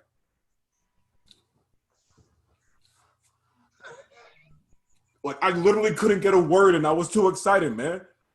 Oh my gosh, dude. He came back, speared the Fiend, wailing on him, wailing on Braun Strowman. Oh my gosh. And now they got a triple threat match this Sunday, and I hope the dude wins. I really hope he wins. Okay. Now, were they now Strowman's still working as a heel, isn't he? I'm not sure. I think he is. I don't know. Yeah, honestly, it's hard to tell these days with these wrestlers today, man. It's really hard to tell. I know, and they still have the big problem with creative, and I mean, half the writing staff still sucks over there, and then of course, I remember reading something earlier in the week where McMahon is basically like, "Oh, I'm just gonna scrap what these writers wrote, and we're gonna just go with something completely off the wall." I'm like, half the stuff didn't even make sense. And then, of course, how they were trying to, the Thunderdome thing was a little bit different. I mean, how they had the virtual fans. Then, of course, they got caught with using duplicate fans. The one fan apparently had, I don't know, they had, some, KKK reference or something weird. And then there was, some fan that had some other type of reference that was weird. I'm like, oh, great. One of them had a freaking Chris Benoit picture. Yeah, after he murdered and strangled to death his wife. These people, I gotta say this: the WWE had to freaking they had to pick out these people. They had to. Yeah, come on, you can't allow stuff like that. Right. Come on, for real. I know, and then it's so they had that big screw up, and then. I mean, half of what we're seeing now, I mean, sure, NXT, I think, is still a better product lately, just with at least the storylines are a little bit better. But at the same time, I'm like, WWE, what are you doing? And why is Bruce Pritchard back? I have no idea. I'm like, and the thing is, I read somewhere that Shane could be taking over his position, which I'm still, to this day, hope he does. I don't know. Right. I mean, I don't know what the guy's doing. I really don't know what Bruce Pritchard is doing, but it's not working. I'd love to see Shane actually get the nod to go to creative because, I mean, at least he's willing to try and do stuff. Yeah. I mean, sure, the underground bit that they did, I mean, yeah, it was a little different. I mean, it might not have been the best thing, but at least it was something different that they actually tried out. Yeah, the first episode of Raw Underground, I freaking loved it. They had that Fight Club environment. They had the freaking dancers out there. And let me say this right now. Speaking of the dancers, this is where the freaking SJWs came in like a flock of daggone. Oh, what do you call it? Oh my god! Freaking Medusa on Twitter complained about this. That's saying that she would rather see men in Speedos than female dancers. I'm like, woman, She we was a see wrestler. men in Speedos every single week. Right. What is wrong with you? Ew. And Medusa was a world women's champion at one time. And it's like, she wore Exactly. that freaking Speedo. Gosh, like what the freak? And then ever since then, they got rid of the dancers, and I'm like, they. That just killed that Fight Club environment. Oh my gosh, the WWE freaking cucked themselves. They freaking cucked themselves. They bend the knee again to the freaking SJWs. Mm-hmm. I'm done. It's brutal. It's brutal. Honestly, I'm ready to see SJW meltdown to when Trump wins the election this year. Oh, it's gonna be glorious. I never thought I would say this. Wow. I really never thought I would say this. Because 4 years ago, I was against Trump. But now, I freaking turned over a new leaf. I did my research. I've been looking up the whole thing, and Trump's not that bad. I'm just saying. Cool. And actually, Brian Trainer actually responded in the chat, and he actually agreed with your point. Vince McMahon needs to give up control and let Triple H take control. I'm still iffy about that too, man, because this is just my opinion, but I feel like Triple H is just all these wrestlers that he's been hiring. Most of them, they're just guys that don't even look like wrestlers. This is just me, all right. When it comes to wrestling, for me it's all about believability. I feel like a wrestler needs to look like a wrestler, larger than life, but that's just me. Right. And speaking of NXT, man, that main event from TakeOver 30, Karrion Kross and Keith Lee, I love that match. Kross won the title, but unfortunately he got injured during the match. I think it was a separated shoulder, and a few days later he had to relinquish the title. And now you got freaking 4 guys that don't look like wrestlers competing for the daggone title. I'm like, we go from Karrion Kross and Keith Lee to this. Right. Ugh. It makes almost no sense in that direction. And even like going back a couple weeks, one of the things I remember seeing, especially on the women's division, with you have Sasha Banks and then Bayley, and how they basically conspired to win their titles and everything. I mean Bayley is a heel. I mean, it doesn't work for me. It doesn't work. And her even as a face, it still doesn't work. No, it really doesn't. She doesn't work either way. But here's the thing with Sasha Banks and Bayley. It's like they complained like children, and WWE caved into them, gave them all these titles that I can't deal with them. Right. I can't. It's like when you don't get your way, complain online or whatever, and you'll be rewarded. I'm like, oh, what the freak, bro? It's brutal. And Sasha Banks has the ability to be a good heel, but it's just like, it's so watered down at this point. But you know what I would love to see is I would love to see Awesome Kong come back. Oh, yes. I would love to see her come back. And the only reason that she was out of the WWE back at the time is she ended up pregnant. But she was one of those wrestlers, and it reminded me of Chyna when she was still alive. Yeah. She could beat the living hell out of anybody. And it didn't matter. And it was believable. Male, woman wrestler, whatever. It didn't matter who it was. Awesome Kong can destroy anybody, and she's got the size and the strength to do it. Yep. And even Nia Jax at a point had the ability to do it, and then of course she ended up getting wasted. Chyna ended up getting wasted because I remember her appearance when she was basically with TNA, and it wasn't really believable. She barely did anything in that match, and I would have expected that she would have done more when she ended up teaming up with Angle versus Jarrett and his wife at the time. But Chyna for a long time had a great run in WWE, and of course Triple H decided to go behind her back and end up screwing Stephanie McMahon to get into the title and everything. Yeah, that's one of the reasons why I can't stand Triple H. Yeah, same here. No. Yeah, this is also partly why I'm afraid of Triple H getting control of WWE because I don't know. I feel like he's gonna turn the company to a freaking indie scene, and I'm like, oh gosh. Now I do give him credit for signing a few guys that look like wrestlers, like Karrion Kross, like Keith Right. Lee. I give him credit for They're that. good signings. But for the most part, ugh, Uh, it's like a freaking nightmare, man. If he takes over and goes this route, it's going to be a nightmare, man. The ratings and the viewership they're not doing them any justice. right. And then you have to figure, I mean, especially now that they got rid of Paul Heyman, I mean, he was actually trying to turn it around, and it's like Vince McMahon handcuffed him. I mean, ugh, what is going on? Like, I And don't.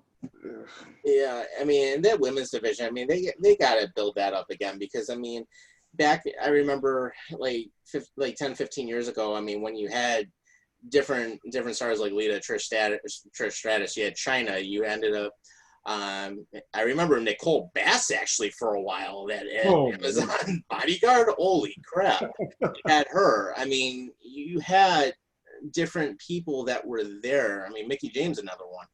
I mean, and Molly Holly was another great example of a wrestler who did a lot of cool stuff.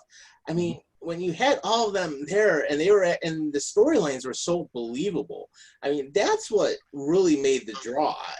And same thing on with the men as well. I mean, the same thing. You had really good storylines at the time that actually made you want to watch it. Now it's like I'll turn in and I'm like, okay, you know, I'll watch some of it, but I can't even follow 95% of it anymore. Exactly. It's lazy, man. It's just straight up laziness. It is. Dude, I can't watch wrestling on TV.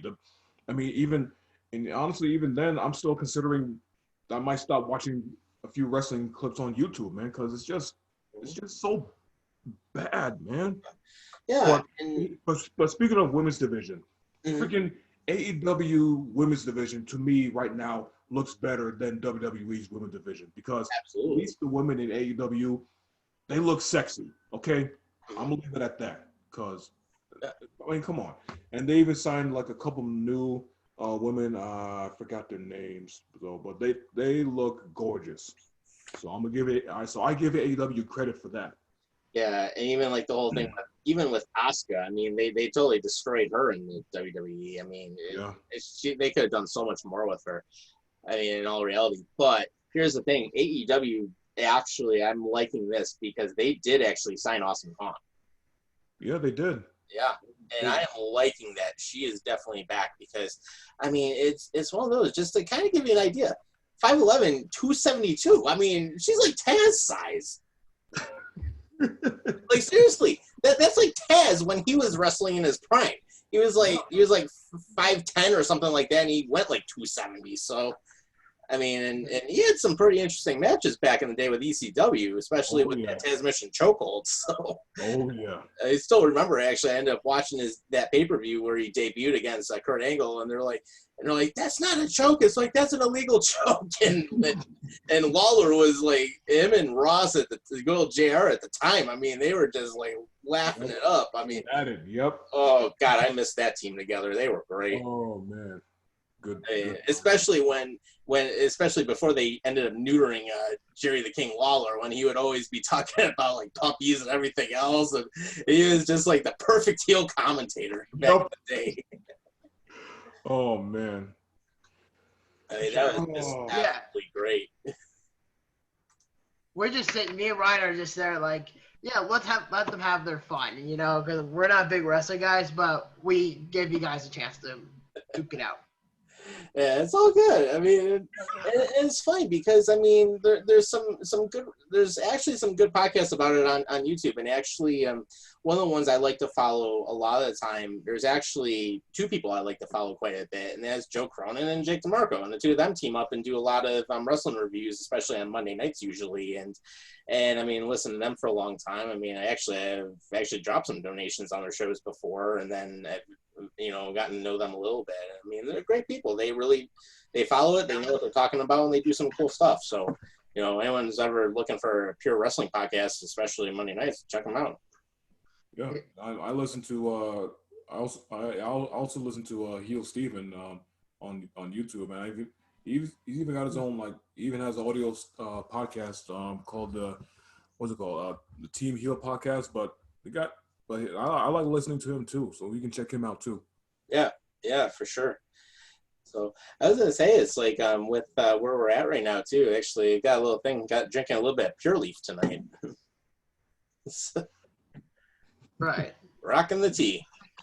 Not to interrupt the conversation, but I just wanted to point something out. Dean Marlowe just announced, obviously, Buffalo Bills player just announced on Instagram that he and his wife are expecting a child.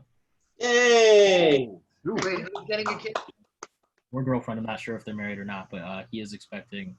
I'm not sure if it's his first child or not, but they are expecting a child. Congratulations to whoever the fuck that is. I'm sorry. Dean Marlowe. No, never heard of her. Sorry. Never heard. Oh. What? Never heard of her. Sorry. Oh man. So let's talk a little bit about our new site. Now that we actually have like a spot where all of us can go and actually, yes, you can send us hate mail, comments, everything, see our old videos. Please. Yeah. Please give us suggestions. Leave comments, leave mail, whatever you want. Just give us ideas and we'll throw it out there. Give us more content. We would love to talk about this more often than that. So Tom, the fading fuck, why don't you fire it away? Tell us about this gorgeous website. Yeah, so I'll actually put it up for everybody. So anyways, it is hornsandhooves.net, and basically what we ended up doing is we put together, we've got 6 of us on here. We've got 7 different podcasts. It's the home of Buffalo After Dark, obviously. We link to the 716 Sports podcast, which is run by our buddy Justin Eric. And, a lot of fun stuff to take a look at on here. So basically, if you log on to our page, you'll notice that you actually get to see a little bit of a recap. Yeah, there's a Yankee fan there. I'm proud of it. Yeah, so you get to see a little bit about that, and then of course you've got all of us on here, and it was a pretty cool setup. So of course we have our bios, we've got everything on here, and it has our automated Twitter feed as well. So as soon as we tweet something, it goes right to the site. So we've got that, and then so great way to stay up to date on everything. Then on top of that, of course, you've got our nice little bios here. Let's see. Oh, our good old Italian friend Vinny. Let's see. So still love that cartoon, that caricature of him. But yeah, so it's like, hey, go ahead and imitate him, dude. Go ahead, Bobby. Okay. Hey, what's up, guys? Vinny Torquezio here. I'm a native Buffalonian. I have my own Buffalo Bills man cave. Yes, be jealous. I collect NFL helmets, and I refer to it as my journey to 32. I have a growing collection, bigger than my nuts. So if you ever need a gift idea, just saying, I'd make tables for fellow cavers. Then, cause why not? And well, Bobby's a pain in the ass. Yeah, Vinny, we'll get you on the show one of these days too. I know you're busy doing the tables and all that. But it's also a nice setup because on all of our pages we have the YouTube, we have the Twitter, we have the podcast links. You can go directly to the channel. There's a lot of different things that you can do. And then our buddy Justin Eric here, who's pictured with his German Shepherd. So he's like, so we've got Justin here, and of course, anyone who's ever watched the 716 Sports podcast, great show. And basically, his inspiration is that he was compelled by the subpar commentary available to those suffering our fate. I took to the internet's binary airwaves to give the punch-drunk fans a new voice. My podcast is unique and intelligent, which has filled many of a Buffalonian's cup.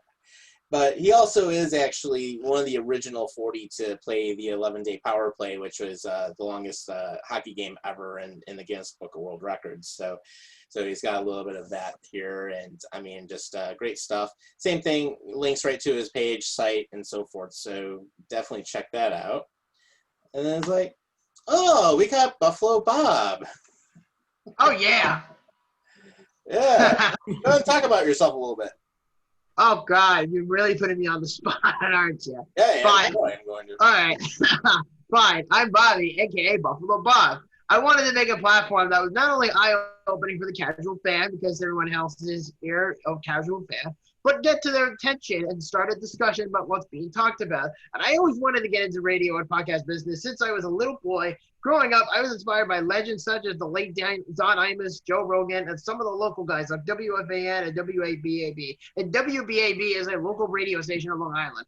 I look forward to not only being a great entertainer, which I am, but the main class clown, which I also am good at. I am to interview not just sports individuals, but those from all walks of life. And I am the host of the Buffalo Podcast. And it's a podcast that interviews athletes and sports enthusiasts who share my passion for sports. And I'm a diehard Buffalo Bills fan, growing up in Long Island, and will be a fan till I'm dead. And I am the practical joker of the gang, so get ready for some laughs, Vinny. Fuck you. And of course, same thing. I mean, you can link right to his podcast. You can watch him on YouTube, Twitter, Instagram, all that stuff. So we got that. And then I know, Ryan, we're going to be adding you to the site shortly too, because I know we still have to get your bio and everything, but we're going to add you right on there.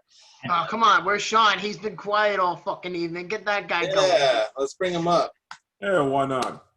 All right. Hey, Sean gets to read for us Yeah, today. dude. Like it's, Look at that fine looking smile there. Yeah. All right. Polo shirt. So, I am Sean, but you can call me Big Fresh Matt.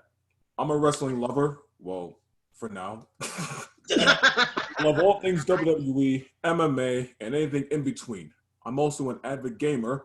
PlayStation or Xbox, it doesn't matter to me. If it runs a game, I will play it. I'm a gamer and the MC behind the YouTube channel Big Fresh Matt, where you can catch me playing the game, showing you how to get from A to Z, or talking about the latest news in the wrestling world. I'm also the voice of reason on Buffalo After Dark. You are welcome in advance. Yeah, true story. True story. You are the voice of reason, but you are the gaming expert here, and you're our wrestling expert here also. So Yeah. we've got that. Then we've got our buddy Dwayne Stenell here, who joins us from time to time, and of course he's got the podcast Two Goalies One Mic, which he has some pretty interesting interviews coming up. So if you haven't had a chance to listen to him, you definitely go for it. But he talks about hockey, sports, and he is actually able to talk about wrestling as well. And then of course he has his dog named Dom, which he likes. So yeah, all of us can pet him. So we've got that. But the way that he first came onto the scene here is he is known for the WGR rant. So we actually have a link back to where you can listen to that. And then of course, same thing. You can listen to his stuff online.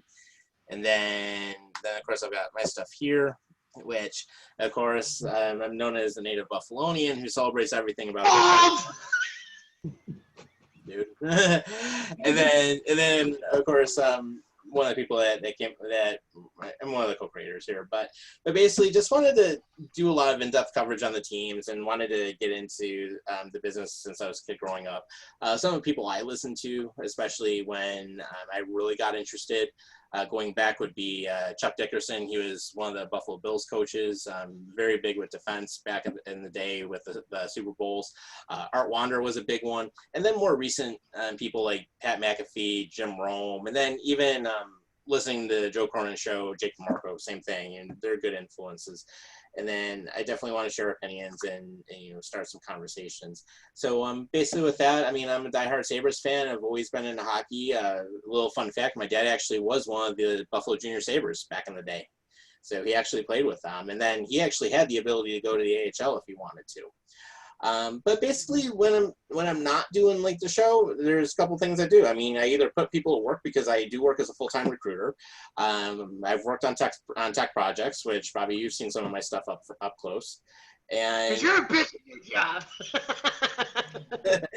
or a lot of times love to travel in the Jeep or visit a new place. And yes, people do call me the Guy Fieri because Vinny's heard some of my suggestions before on places to visit, and he usually likes them. So that's good.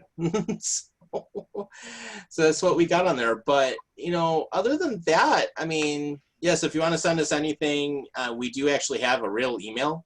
So this will actually go to us. We actually do look at it, and we may answer back, we may not, but it's there. And Well, then, if you have a challenge that you guys want us to do, or if you have any ideas, please entertain us. Give us some ideas. We'd love to hear them. Yeah, and it goes to a legit email. So, I mean, Well, definitely go for it. I mean, you can even send us an email that says, "Hey Tom, can you shave your head so we can see you bald?" I'm not shaving it off, dude.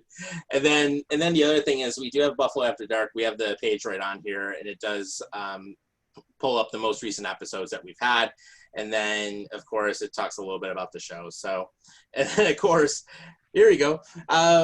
Basically, Bobby drives Vinny crazy, and let's be honest, it turns into chaos. Bobby gives us free merch to review weekly. Anyone have any recommendations? Like Subway. Yeah, there you go. So that's all on there. But yeah, the site is active. So, you know, if anyone wants to take a look at it, it's a project we've been working on for a little bit. And, you know, by all means, go for it. Have at it. Give us some comments. Tell us what you like, what you don't like, any of that stuff. You know, all that's welcome. So Yeah, for sure. So absolutely, you know, So go check 'em out. yeah, definitely go for it. And actually, well, you know, I got a little group chat up here. So besides what Brian Trainer was saying, I mean, he ended up also saying the WWE needs to get away from guys that have the look of Big Show or Roman Reigns. And then your buddy Brandon down on the island says, "Hey guys, Hey, Cheddar. jump on the show if you want for a little bit. On Tuesday. Yeah, jump on. We still have to do that baseball wars again." No, let's do something else. Let's do the football wars. Oh, let's do it. Oh gosh. Let's do it. Yeah, that sounds more appealing than the baseball wars. We got to do the football wars where we get a Jets fan, a Bills fan, and an Eagles fan, and another fan base of another team like the Colts, and bring them on, and we all collaborate on each other. Yeah. I mean, let's face it. I love that. Yeah. I mean, it That'd be wouldn't be fair. It wouldn't be fair to have 4 Bills fans on here. Now, would it? Sure. Gotta have a little bit. Gotta have a little bit of diversity on that. We just got to find them.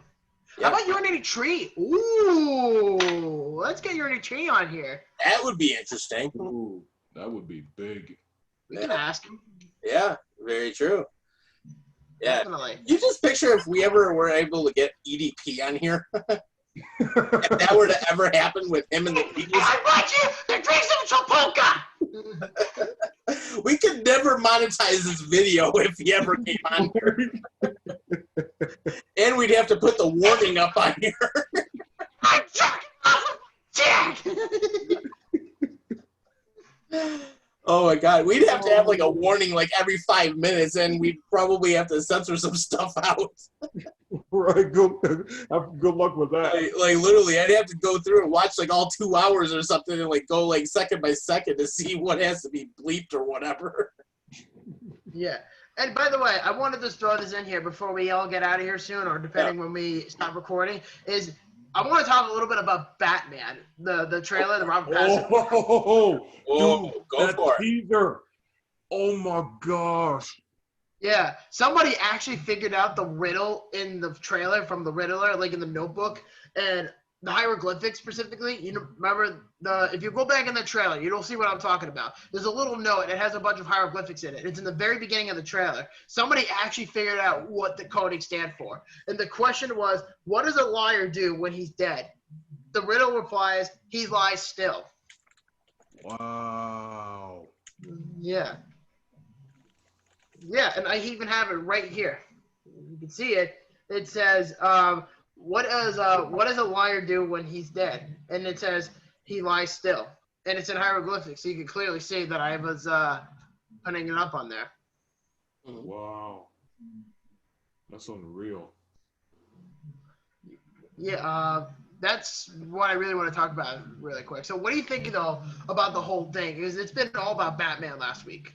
You know, Gotham Knights, and then the new Batman game. I mean, the new Batman movie coming out. Everybody's talking about it like it's like herpes. And that's probably the only thing I care about are Daredevil and Batman. But they're in 2 different universes, so I don't really care. But they're my 2 personal favorites. But I just wanted to share that real quick for anybody out there who's a fan of Batman.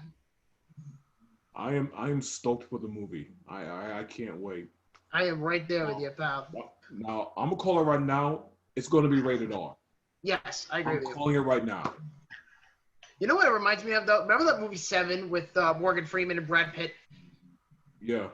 That's what the killer from the movie reminds me of. That's what the Riddler reminds me of. It reminds me of the killer from the movie Seven, like how he like sends out all the riddles and stuff like that. It's really interesting to me, and I love how he's wearing like a mask. It's like you can't recognize who he is. And one thing, if you notice, like in the comics, his last name is Edward Nygma. In the movie, the new one, his last name has been changed to Nashton, which was really fucking stupid. What? I'm not joking. Come on. Yeah, look on IMDb. Just look up the Batman on IMDb, and you'll see in the casting for Paul Dano as the Riddler, it'll say Riddler / Edward Nashton, not Edward Nygma. No, that's dumb. I know, it's really stupid. I disagree with it. What do you guys think, Ryan and Tom? What do you think of the new Batman trailer? So, I'll say this first and foremost. I grew up with DC movies, and obviously a time before, extended universes were a thing. And it was just, random movies putting out. I mean, hands down, my favorite Batman for me is always going to be, the Christopher Nolan Batman, the Dark Knight and stuff like that. The Heath Ledger Joker, to me, is legendary, probably the best Joker. I mean, I did see the recent Joker movie, but Heath Ledger's Joker pretty much steals it for me. I'm excited about it, even though I have been an MCU fan, and I don't really know exactly where DC is going with their universe. I don't think it makes a lot of sense. I think that multiple Batmans, or at least multiple Batman movies, is kind of annoying. What I'm really excited for, and I, rumor is DC will be doing this eventually. I don't know how far out, but Batman Beyond. I know that's been rumored and has been talked about for a long time now. I, for some reason, just popped up on my Instagram today, something about Batman Beyond. Some clips from the old animated movie. So I'm excited for that in the future. But talking about this Batman now, the trailer got me excited for it. It definitely didn't reveal too as to what the movie's going to be, what's going to be happening in the movie. So I'm excited for it. I can't wait to go out and see it. Me neither. I'm excited for that movie, but I'm also excited for, because they also announced it, was Black Adam with The Rock in it, Dwayne Johnson. Yeah, did you hear about that, Sean? I did. I saw the trailer for it too. Yeah, for Black Adam. Yep. Yeah, that looks interesting. I might see it. I don't know. I didn't even see Shazam, so I'm gonna have to go and take a look at that. Still, the Suicide Squad movie looks pretty good. Mm-hmm. That's for sure. What else is there? Oh, and Ben Affleck and Michael Keaton are gonna be in the same movie in Flashpoint. That'd be interesting. I mean, the two of them. Especially working together. Definitely worth a look. Definitely. I would certainly say so. Like I said, I'm a big Batman fanatic, so for one, I'm really excited about it. That's for sure. I can't deny it. And supposedly they're making 2 more of Pattinson's Batman movies. They're making it into a whole trilogy about year 2 Batman, and then year 3, then year 4, etc. Nice. Wow. Yeah. Nice. Yeah, I almost barely recognized Colin Farrell as the Penguin. I barely recognized him.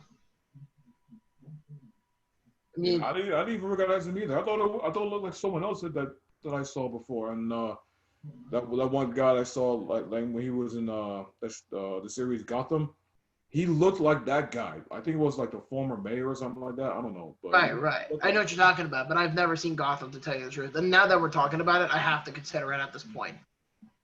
Mm-hmm. I have to. What else is there? Yeah. So, is there anything else you guys want to say before we wrap up? One thing actually that came out in the last couple of weeks, and we didn't get a chance to really talk about this, at least as far as I know, is that the Rochester Amherst, why the hell did they go ahead and hire Seth Appert? Well, let me put it this way. Oh. He was the guy that developed Jack Hughes. Right, but his overall record in hockey sucks. Because he's a developer. That's right. 100% because he develops hockey players. It is not. I had mentioned this last time I was on the show. The Amhersts are in their own, and they have people that pay to go see their games, and they should be winning games. And they've been a top team in the league for the last couple of years. They've made the playoffs essentially every single year, and competed for the Calder Trophy. But that is not the direction that the team wasn't going in the direction that it needed to go, essentially, in terms of development, which it is a development league for the Buffalo Sabres of the NHL. And they were not developing players because, again, back, how many people came up from the AHL that you could consider a quote-unquote developed player? This guy, Golofsson, Yeah, Olsen. barely, and he's barely a developed player because he was only scoring on excuse me, he was not scoring on plays. He was only scoring when we were on power plays. So, when we had more guys out, or when we had less guys out there, is when he stepped up. But he wasn't even he's not even a full-time strength guy. He's not a 5-on-5 type of player, or at least he wasn't last season. So you're not developing. I mean, hands down, our development, or the Sabres development system for a number of years has been crap. In terms of winning at the AHL level, it's been good, but it has a dual role development system for the Buffalo Sabres, and it was not serving that role. Should it be serving that role 100%? No, it should not. They should be striving to win games in their own league and compete for the Calder Trophy. So they're going to have to hopefully find that balance. But to your point, Tom, his hockey record is not good because he's purely a developmental type coach, and he has that developmental type mindset.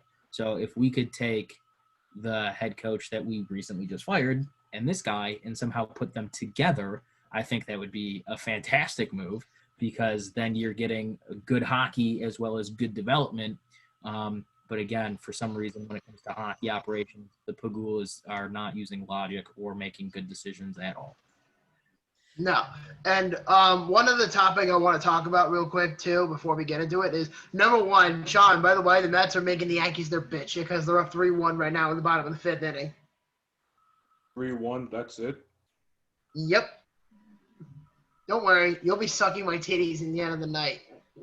You'll be sucking this tit, and you'll be sucking that tit. Oh, Bobby, this Mets juice tastes delicious.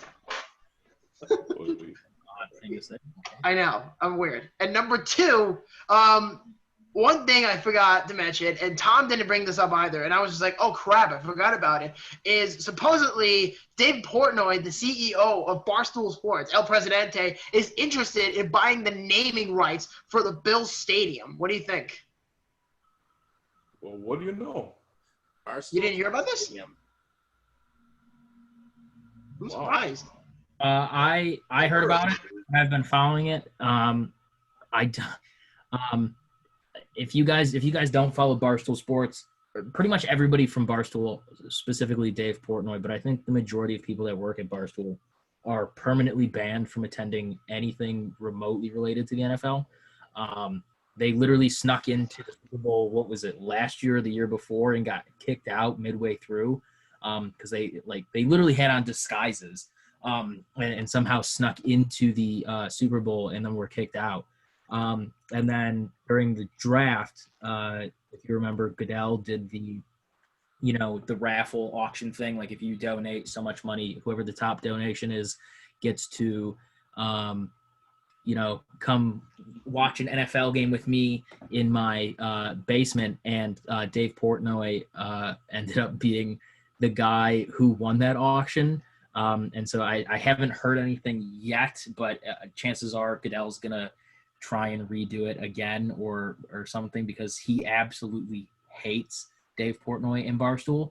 So I don't know. I don't know how much leverage the NFL specifically has in what each NFL team gets to name their stadium, because the NFL does not own the stadium. I mean, the teams are franchises, but they are their own technically independent operations.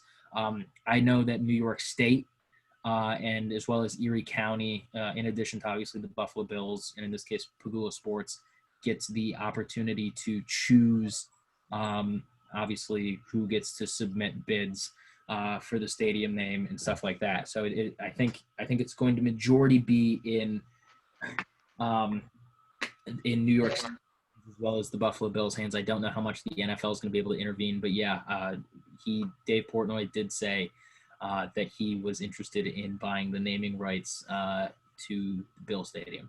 Yeah, we actually just got some breaking news. I just got a text from my buddy Brian from work from David Faber. He just reported that Stephen Cohen, who was one of the final four bidders, Stephen Cohen has entered the exclusive negotiations stage to buy the New York Mets and is expected to reach a deal to purchase the team within days. And according to people familiar with the process, other bidders, including the group led by Alex Rodriguez, are no longer in pursuit of the club. So that means that Stephen Cohen, in a couple of days, is going to be the new owner of the New York Mets. Ooh, interesting. Yeah, so that means now he has, in terms of net worth value, $1 billion. That's more than the New York Yankees. Ooh. You literally just wanted to say that to piss off. Luxury tax. He literally wanted to say that. He can't help himself. No, I can't. I do my research, Doc. And not to mention the Yankees fucking choke. And now with Cohen in the helm, the Mets can now go out and buy actual good players and be a World Series contender. Yeah, have fun with that. Yeah, fuck you. How about that? Did you see the report that they're looking at doing a bubble for baseball for the playoffs? They're gonna fuck it up. I know they will. But I think though, regardless, if the Mets can get far in the world into the playoffs, into the World Series, that'd be awesome. But if the Mets can beat the Yankees twice today, then they got a pretty good shot to beat everybody else in the World Series. If they can get that far. I don't know how accurate that would be, but as far as just the basics, if you could beat a top tier team in all of baseball within the same day, you're in good hands. Yep, and of course, Trainer just ended up jumping in on the chat again, and he wanted to correct you, Bobby. He says, "I think you mean bottom feeders again." Let's see, bottom feeders. Okay, all right. You want to play that game coming from a fucking Phillies fan? All right. In the AL East, you ready for this?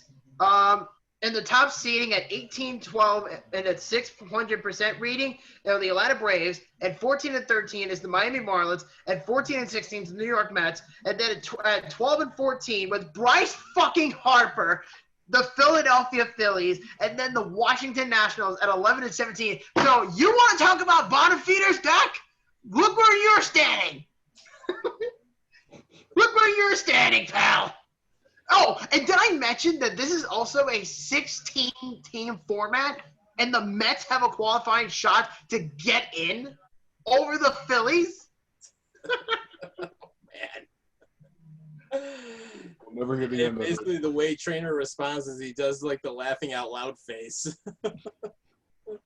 A laughing out loud face? Yeah. Oh, boy. I love how Sean's just like, oh, God, here we go. Mets fans are going to be obnoxious. Yeah, we've been dealing with your shit for 30 years, so shut the fuck up. There's a reason for that. Yeah. You won Yeah, your great. championship, buddy. Hey, Right, but at least, he's there. yeah, but at least the Mets and the Yankees are not asterisks. Exactly. Yankees have been caught cheating a few handful of times, but we're not going to get into that because then I'll just bruise Sean's ego, and then everything will be blown out of proportion. Right, at least it's not the Red Sox. Oh God, I hate that team. God, Just still- thinking about them Kurt leaves a Schilling. bad taste in my mouth. Yeah, just like when Kurt Schilling had that ankle injury that one year, and I'm like, I don't even know how he did it. Yeah. So now the Mets are going to have a really rich owner, and they're going to make the Yankees their bitch for the next 10 years. Woo! I can't wait until Stephen Cohen buys the Mets. Oh man. I know, Sean. I know. You'll never see the World Series with that core you have. You'll always choke in the playoffs, and the Mets will become relevant in 5 years. Congrats. 5 years. Wow. Oh, why? 27 years. Yeah, something like that. 27 World Series titles. Nice knowing you, guy. It was really nice of you. Right. I had to. I was gonna say, it's been a fun 2 hours on here that we've gone. We actually did go the full 2 hours, so I gotta give us some credit on that. So before we get out of here, just let everybody know we're gonna be alternating between Tuesdays and Friday nights now. So we're gonna be back Tuesday night around 8 o'clock. So of course, anyone that's on the Facebook page, you'll see it live. It'll get uploaded to YouTube later in the day. So, definitely check us out. And of course, we've got the hornsandhooves.net site. Definitely give us some shout outs, feedback, anything you want to on there. It's all good. Bobby, where can your fans find you? You can follow me on Twitter, Instagram, and of course right here on Big Y on YouTube at Buffalo Bobcats. And go Mets! Especially thank you, Mr. Cohen, for buying the New York Mets. Couldn't thank you enough for ending our show on a bright note. Gotcha. Oh, Ryan, where can we find you? You can find me at 2 different places on Twitter. You can find me at Ryan Coghill 13. That is CAUGHILL. And then you can find the Rivalry Podcast at Rivalry Pod BT. And I promise, I will be dropping more episodes soon. It's just that every time I literally go to record an episode, something else in my life pops up, and I unfortunately cannot go record an episode. But we will be dropping episodes soon here, myself and my co-host Cody. So I promise. Yeah, you gotta send us your bio too. We gotta put you on our site soon, so you gotta give us that so we can actually do it. You're clerk. Yeah, and and by the way, Ryan, you're a new graduate too. You finally got out of college. Yes, so I'm currently job searching. I have a bunch of applications out, pretty much everywhere. Welcome to the real world, my friend. It only goes downhill from here. I'm kidding. Congrats, man. I know it takes a lot of work to get through, so good stuff. Sean, where can we find you? You can find me on Facebook, Twitter, Instagram, Twitch, all at Big Fresh Matt, and on YouTube. Just search Big Fresh Matt, and my channel name will appear. Awesome.